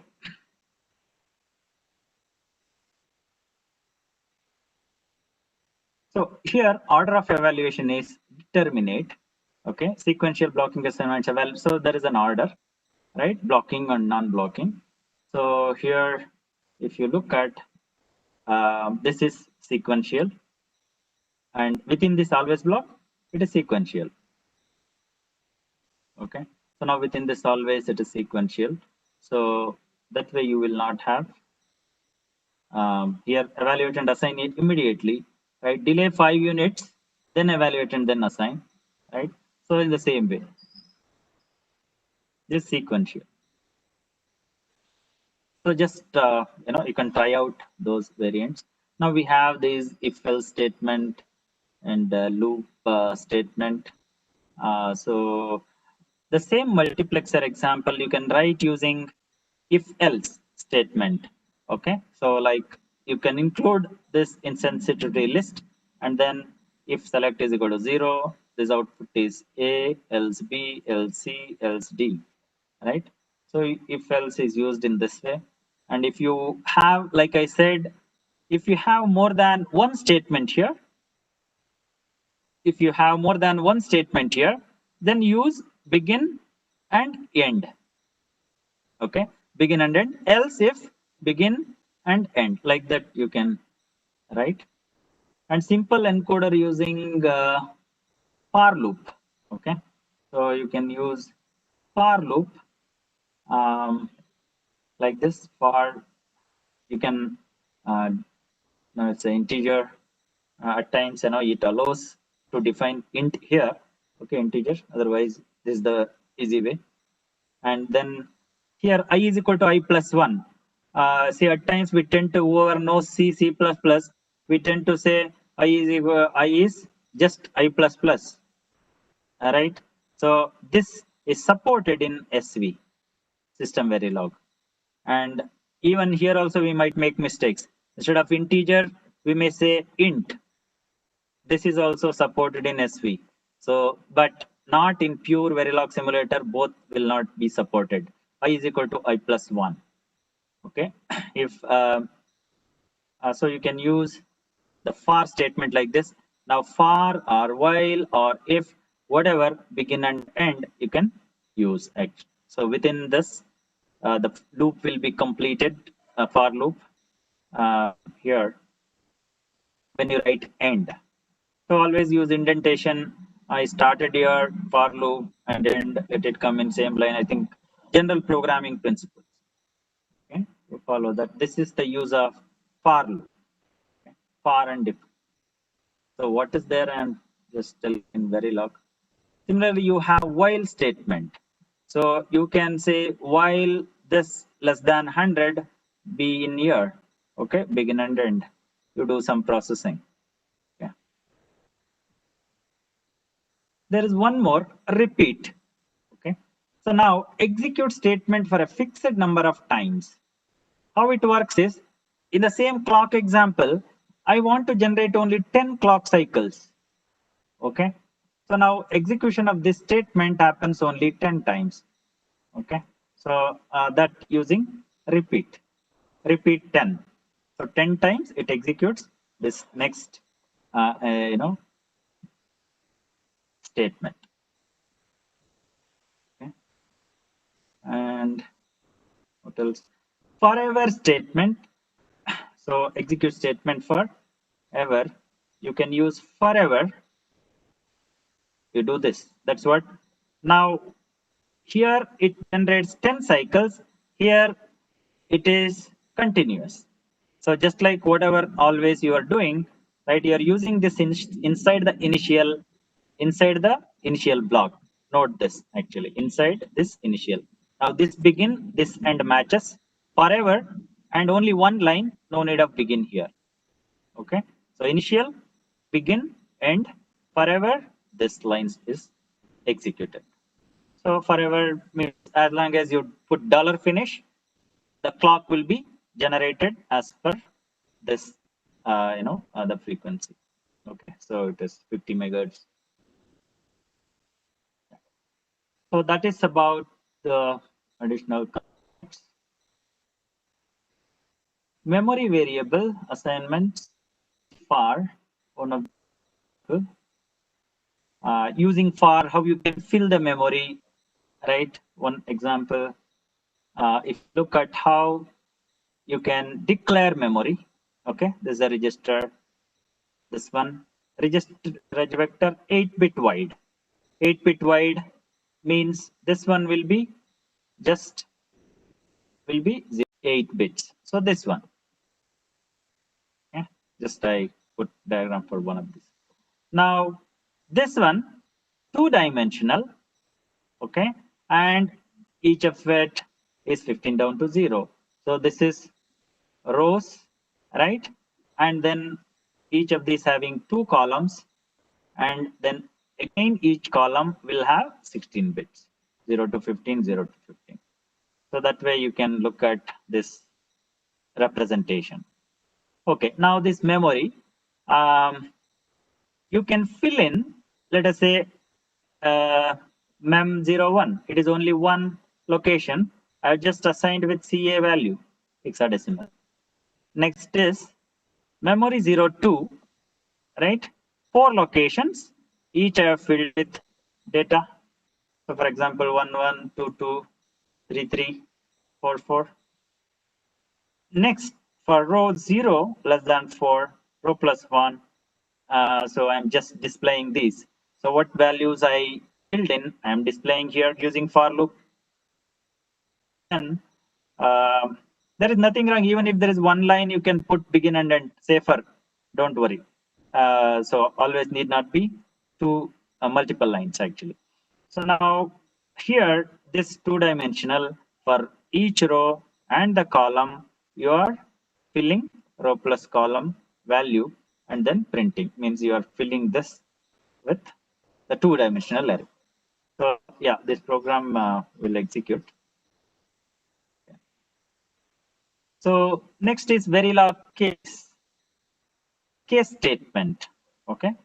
Now this is sequential execution of cases, and there is a default case for the case conditions which are not matched. Okay. So the same multiplexer example you can write using case statement, case select, and this way. Okay. And yeah, general syntax goes like this. Here, 4 you have defined. There is something default which, what are the default cases here? 0, 0, 0, 1, 1, 0, or 1x or 1z. Here, question mark means wildcard. You can use wildcard for representing any value. And then what about cases? There could be x1, z1. In all cases, what should happen, right? So basically at that time, that's where default is very much important. And the design default, normally they will represent, otherwise the design enters into a state where none of these conditions occurs, matches, then what should happen, right? That they would have defined in the default case. For example, don't get in here, right? It is dangerous zone, right? So that default, if you want to put, so then that is an undesired case where design doesn't support, and stimulus or the design inputs should not be simulated with those values, right? And that will be noted and documented in the design. So like that you can visualize. Otherwise, for default case, they would have defined in the default, when it enters the default case, what it should do. So of course, you can equate the case statement with the if statement, right? So this is same as if else. This if you write like this. Okay, case statement and the if else if else if. Cleaner way of doing this one. Of course, there are some extensions to case, which are case X and case Z, which we will see here. So this basically full case and parallel case. It's I'm just skipping. It is something related to the synthesis. Basically, full case means all the values are defined, all the conditions are defined, like whatever I mentioned, where it is having default. Okay, the cases which are not, that is full case, and the parallel case is now the case statement case. Now this can happen parallel, right? This can happen parallel is the parallel case actually. So that the definitions we will cover for the career builder programs and stuff like that. So it's there in the presentation. So now we will understand the different cases, the case X and then case Z.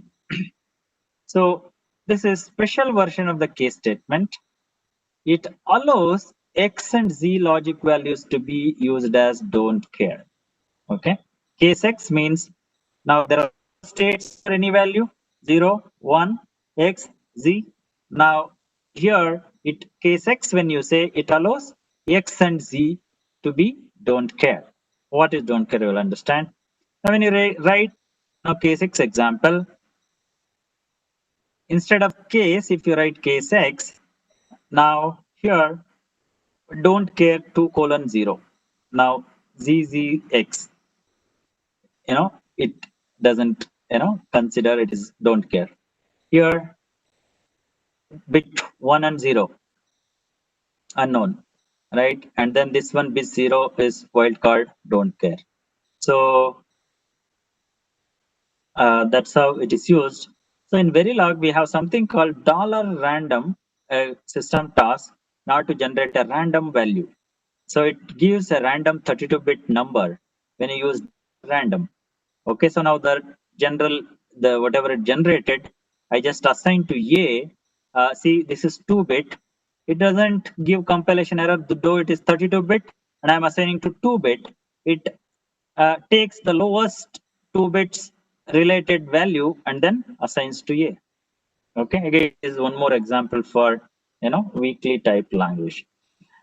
So now opcode, after every 2 time unit, I'm assigning different values. Let us say first I give xxxx. What I am doing here? Now I am passing this opcode, right, in the initial block to see which specific branch it goes to. Okay, so now I give all xx and then zz and then this one, right? So now look at when it is 0, opcode is 0 nanosecond, right? When it is 0, the default is selected. Okay, when opcode is 0, where it goes? It goes to default. Okay, because none of this, it doesn't match with any of these, it goes to default and it prints this. Next, 2 nanosecond. What is the value you are given after this 2 nanosecond? Opcode is you are given this value. Okay, so now again all you have made xx. Okay, and again it goes for this is the input, it goes for the default here, because there is 1, there is 1, there is 0, 0, 1, and this x doesn't match with any of these. That is how it went into the default case. Now it comes here, opcode you gave ZZ. Okay, now this ZZ, it picked up this one 4NS and 4B1ZZX. Okay, so this one 1ZZX, it comes here and it prints this value. Okay, so this 1ZZX is selected because you are given all high impedance state, the tri-state. Okay, so that's how this also considered. And the next is 6 nanosecond. What you are given is 00ZX. 00ZX, if you look at 00ZX as the input, what it should do, 00ZX, it should take this one. Okay, that's what it has taken this. Next is 0Z01. Okay, so look at this one for this input. 0Z 01, 0Z 01. So it goes for 401 question mark. This. Okay. So and then the final 10 nanosecond, the value 0x01, so goes to default. 0x01 goes to default. So basically now he doesn't care about x and z. That is about the case x. Logic level is intermediate state that I told you. This logic 1, logic 0, and then impedance state is in between. So it can be pulled up with a weak pull up or pull down to a logic 0. Weak pull down with pull up, you can take it to the logic high. Now one more case Z is treats Z as don't Z as the don't care. So the same example I have taken for you to explain. I think pretty much I'm giving the same inputs. Okay. And only thing change I have done is case Z. This is case Z X. Okay. And with this, you look at only Z as the don't care. And you see anyway, 0 is correct. This one, and then 00ZX, and then 0801, and 0x01. Okay. So this is for the case C. So this, I will give this program to you, and of course we will simulate, and then you can say this. You shoot and then see, play around with this. So that's about thing. What you should know is case X allows X and Z logic values to be don't care, and then this one case Z means only Z values. Okay.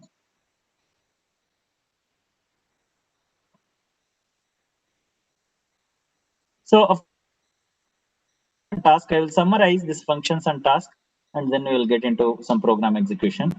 So function always right, we have only module structure. Inside that you can write always, assign, and initial, right?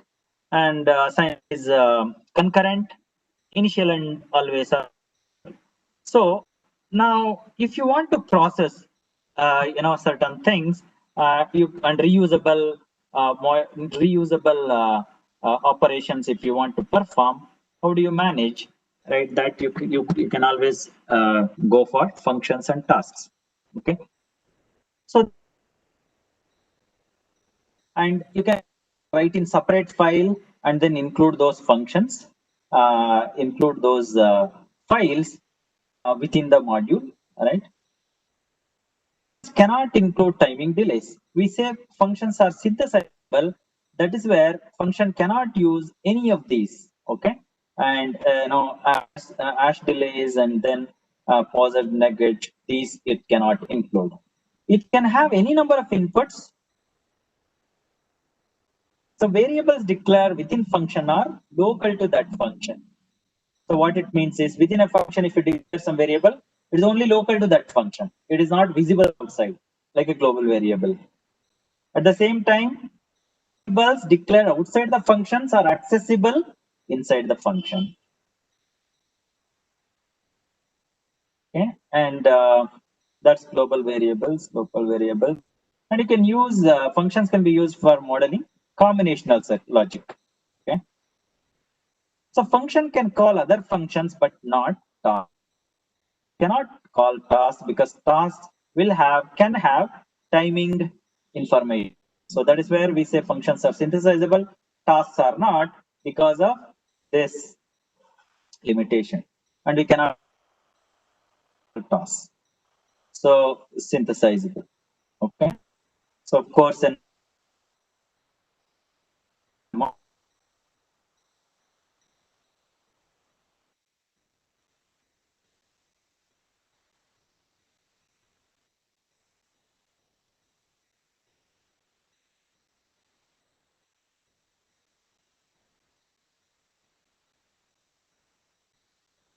right, and one output. And then here also one output. Okay, and then see here the sum, when you are giving the sum is equal to a plus b, that itself is the return value. Let us say do math. Do math is function name, right? That itself is the return value. So and you can also function product inputs, and then now this is the return. Now product is the return value. Okay, so you can so this I will talk about it later, and this is files, waveforms, and then here for this loop, and you are giving some a and c is equal to this plus this. Result is do math. This is a function call where a, b, c you are passing and do math, right? And then the result you are collecting from the function. So that is one function example. So unlike functions, what is different in task we will see, and task also can be written outside a file or in a module. Okay, and it can be separate, written a separate file. Now it can include timing delays, whatever I highlighted, right? So now note down this is the difference. So it can include time delays, and it can include any number of inputs and any number of outputs. So function could have only one return value. Here outputs could be more than one. So again, local variables possible in the task. Now order of declaration, that's how it works. And no local variables are used. Task can take drive source global variables when no local variables are used. So now task can call another task or a function, right? This makes sense, right? Because function can be called inside a task. Used for modeling both combinatorial and sequential circuits. So that's where our test bench, we will write tasks because it can model both behavioral and combinational, and it can take delays, right? And it can even, this is also very important, it can return more than one output, right? That is where it is not synthesizable. Now you write task. So you inside a module, task, right? Input and output. I have taken one input, one output, and then there's a temperature converter. So now call this inside your initial block, right? And when you write task, input output, task name, input output, end task. Similarly, function and end function. That's how you write. And then any local variables, these are the inputs and outputs. You can declare local variables here. Global variables are these. Now you can, I have written an example where I have written in a separate file, the same convert. Now inside a module, see, I've included the task.v here. Basically, what it does is completely replaces, inserts the complete code here. Inserts the complete code here. Okay, and now you just call this task, and so this is the example. Now the basic difference, as already mentioned, task is a time-consuming element. Delays can be inserted in task. Task can have any number of inputs and outputs. It can be used for behavioral model only, right? So most of its use, and task can call a task or a function, non-synthesizable. So same, no simulation, delay timings here. At least one input and should have only one output. Very important. This one output criteria. Okay. And then a function can call a function inside it, but not. So that's where we use mostly in RTL. It is synthesized. So constructs we have, which we will go through after Harish. Demonstrate this some 2-3 programs. The case Okay, sir. and Yeah, we will continue, sir.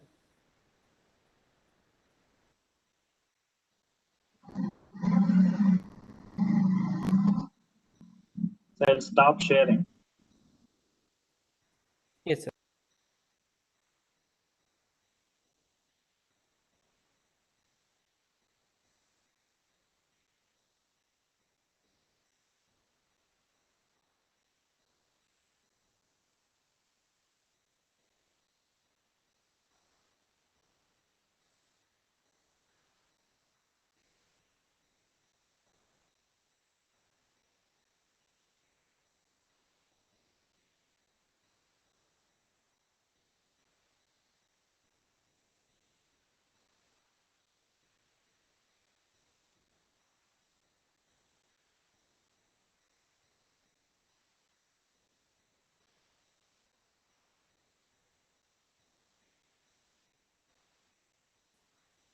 Yeah.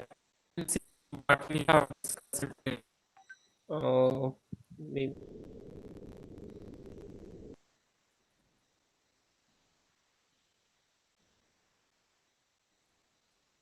task and like, yeah.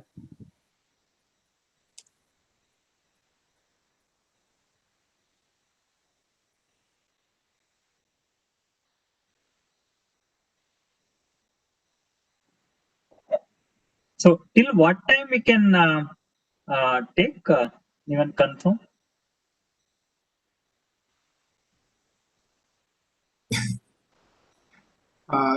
So What how are the much time? timings? Sorry, Timings actually it was up to 4 o'clock only. We had planned but it for up the to 4 4. o'clock, is it? Okay, okay. Yeah, yeah. I think we will continue after this demonstration. We'll continue tomorrow. So we will just then end.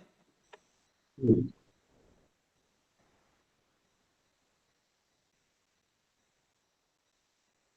See, the same program, Rathod sir, we deliver 1 month, right? And even for internship, we have 10 sessions and 2 hours each. And 1.5 month program. So that way we are, stuffing everything within 2 days. So that's where I think, it is becoming, anyway, we'll try to cover as much as possible. At least the important things we will not leave.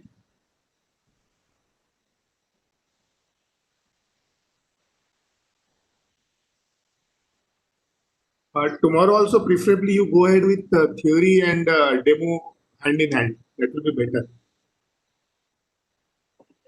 Yeah. And tomorrow we have rescheduled this one of the session because Monday there was a problem, power problem. So we have to reschedule session. So there is no other time slot available. So tomorrow evening we have rescheduled.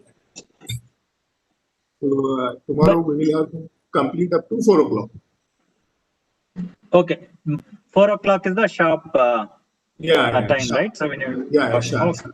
Okay.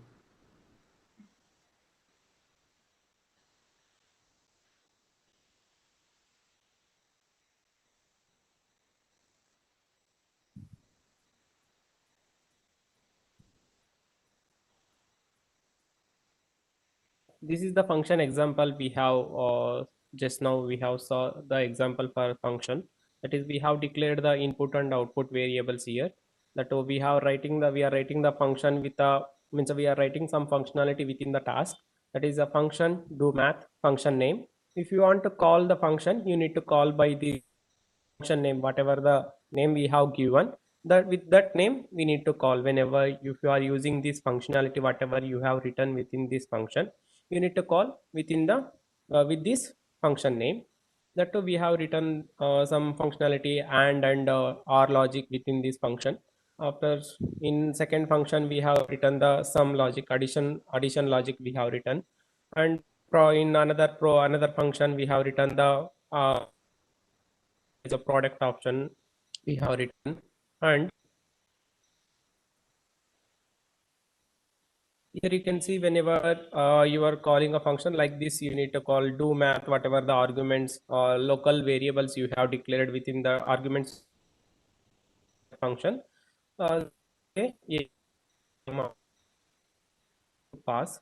whatever the value you have, argument you have passed. Do math. Do math is the function we have called. Within this a value I am passing to x, b value I am passing to y, and x value I am passing, and z value I am passing to z. Like that, we are correcting the whatever the variables, global variables we have. That variables we are connecting it to the local variables of the function, and we are performing. We are calling, like here you can see global variable, that is a one, and temp. We are doing the addition. I mean, so and logic and or logic, like that we are doing, and we are calling the function. Now mute.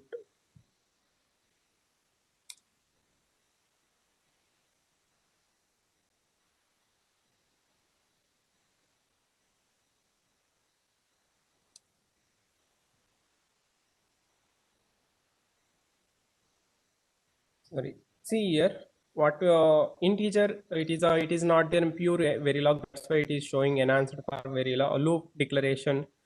That too, within the for loop, it is not possible to declare the variables in a pure variable, pure verilog. That is, it is there in the system verilog. That's why it is showing this there. Now what we will do,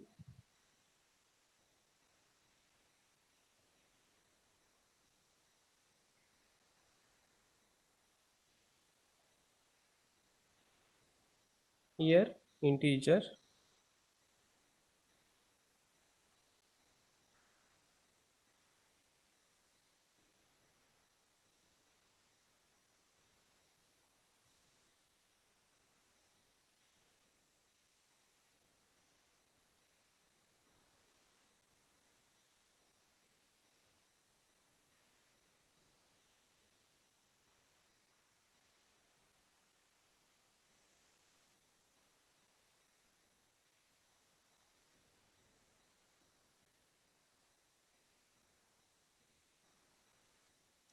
integer we will declare.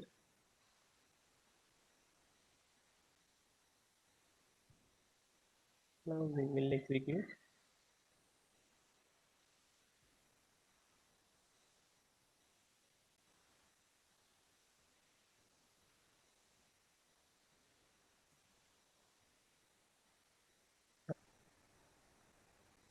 Execute it.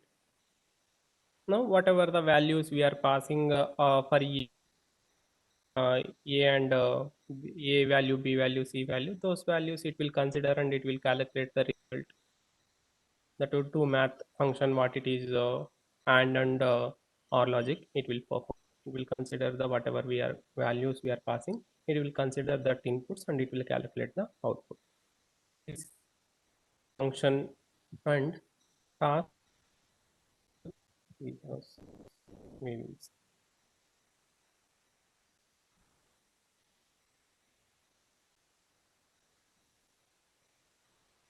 here you can see we have declared that is a transit temperature input, and that we are converting Celsius to the Fahrenheit. We are performing that, we are writing that logic.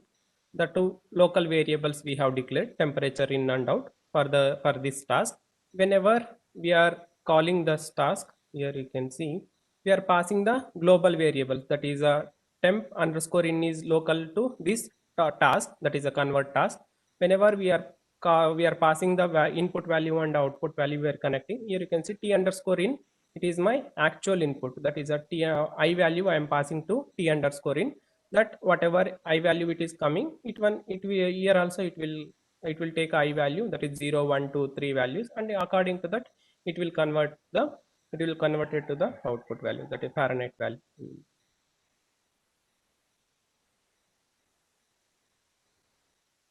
Like this, with a name. Here you can see how we can call that task and end task. Within this you can declare local variables for the task, and you can write the logic based on that one. Otherwise you can write a global based on this global variables also. But we are declared local variables to this task, and we have performed operation on these local variables. Whenever you are calling convert is my task name, and we are passing that is two arguments we have. One is input argument and output argument. We have input variable and output variable we have declared. Same way, t in for temp underscore in, t underscore out for temp underscore out for this task. Like this, we are calling and we are displaying the values.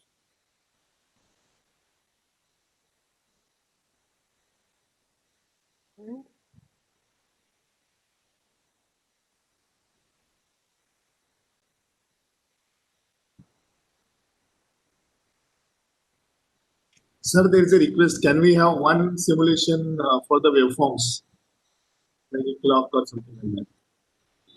Yeah, sir. Yeah. Maybe. Yeah, here also same issue.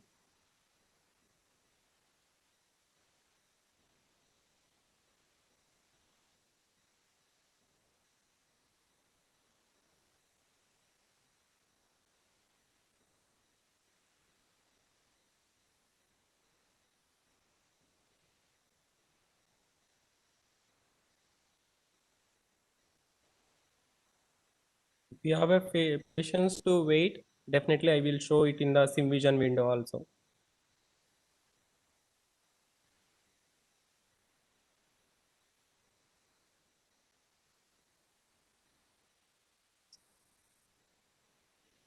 Need to declare integer variable. That is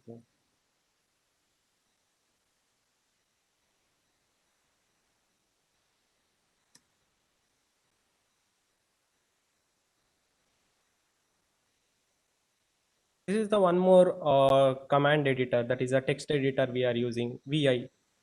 You can use, if you know the commands, VI commands, you can go with this VI text editor also. But gedit is the friendly, that's why we have most of the times we will use gedit for creating a text or opening a text file.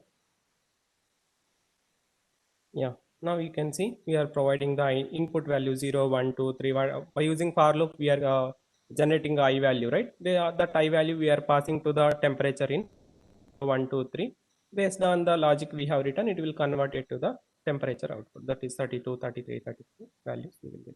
Yeah, I will show. For checking the if you want to monitor the waveforms in a SimVision tool we are using for monitoring the waveforms, that is in the part of Incisive only. In Cadence, we tool to perform this functional operation. In that Incisive, we have a commands that we have a tools NC Verilog and SimVision. SimVision is for SimVision tool we are using for monitoring the signals in the form of waves. That too I will.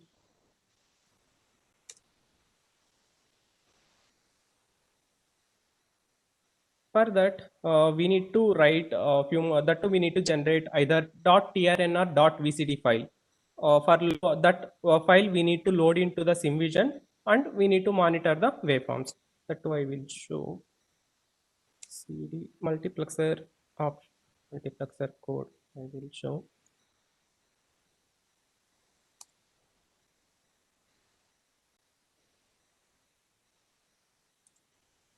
Gedit mux square tv.v. Yeah, we need to write a few more two more construct. Sorry, initial begin dollar that to dollar dump file, and we will explain what is, and you can give any name. Mux.pcd value change and dump means we are changing the input values, right? That one we are dumping into one file, that is a .vcd file. Value change and dump, any value you are changing for the variables, it will dump that changes to this file. This file we are loading it to SimVision window and we are monitoring the signals. That which one you are loading, that is the dump variables.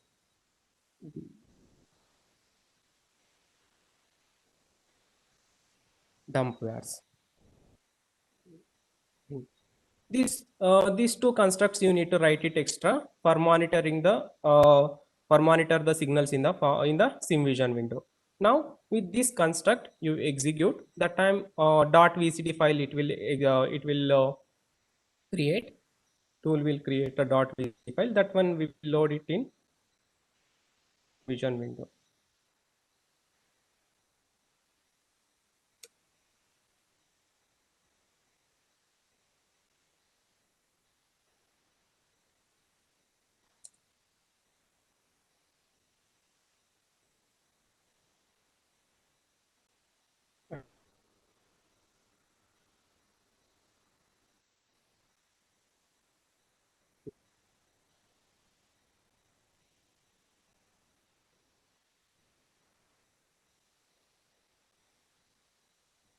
Axis plus RWC, and anyway I have simulated the design file. Right now directly I am simulating the test bench file. No need of once again the test file. That one now you can give ls. See, mux.vcd I have created. Within the test bench file I have written the construct for generating the creating the .vcd file. That one we are using a SimVision tool for monitoring the waveforms. Directly SimVision tool, it got opened.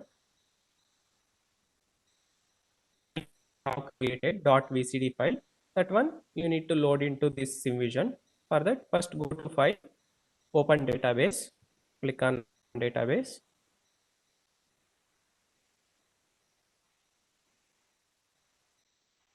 Here display files of type default.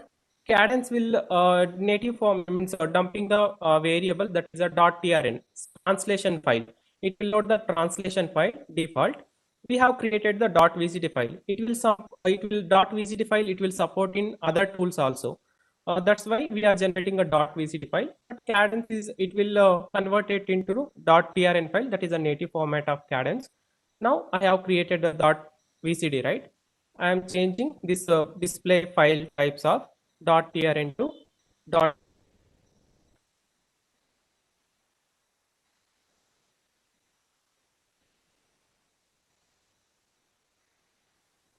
.vcd. Within the open database, you will that one you select it and a .vcd file, but Cadence native format is .trn. That's why it is asking to translate file translation. The file you have selected a .vcd file, it will automatically to translate it into the SST database. That is a .trn file. It will generate. Okay. Construct to generate .trn file also. That is a $record vars with a .trn extension and $record file and $record vars. With that constructs, you can directly generate the .trn file also. But this .vcd file is the it will support it in other tools also, other translation tools. That's why you can. Yeah. In the module name we have given, that one you select it and send to waveform. Here you can see clock T1, everything we have got sent to waveform window. Yeah.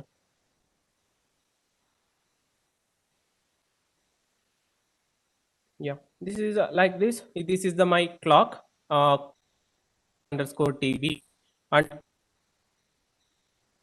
we have declared, right? That one we are passing it to the select, right? Select value and I0, I1, whatever the values we are passing for I0, I1. Based on this select line, it will select any one of the. Yeah, 1 second. Yeah. Clock cycle. It is a reset signal we have out of reset. It will select is 0 and that is it will pass us to the output, right? that is the QB output we will get. When is 1 means QB, whatever the this, sorry, in Q variable. Yeah, QB is my actual output. Here you can see based on this select line, it will select any one of the input line to the output line. Is yeah, maybe here you can see whenever select line is 0, the time whatever the value is there for the it is there for I naught, that one I naught it is there. Whenever select line is 1, whatever the value there for I1, that one it will pass. Whenever select line is 2, it will take the I2 value, sorry, whatever the select line is, whenever it is 1, yeah, some delay it is taking, after some time it is coming here. Whenever select line is 2, the time it is taking whatever the values for I2. Whenever select line is 3, whatever the value is there for I3, it passes to the output. That too with respect to passage it is considering. With this passage, my I3 I2 value, what is my select line is 2, that's why it is selecting I2 value. With this, with reference to this passage of clock, at passage of clock we are checking, right? That's why what is with respect to passage of clock, this is the select line 3, and my select line is 3 means third input it will goes to the output. Yeah, like this we are monitoring in the vision also. You can in the log file, through log file, in the log file and sim vision. This one every having doubts. Only we need to write up 2 more construct to generate .trn file or .vcd file. That we are loading it to the sim vision window and we can monitor the signals.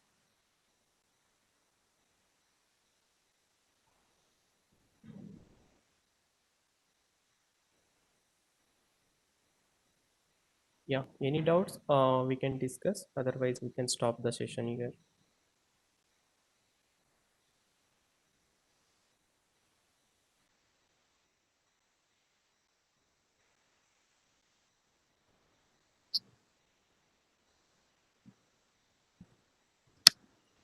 Are there any doubts?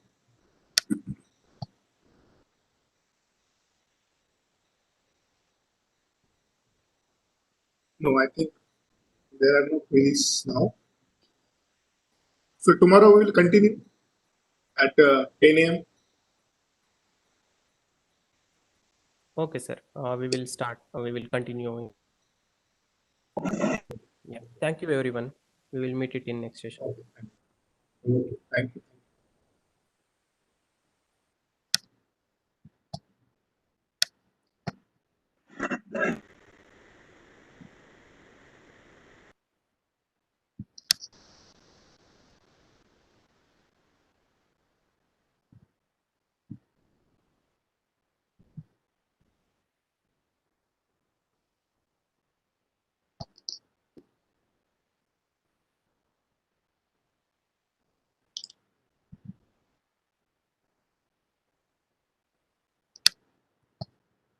So we'll meet tomorrow.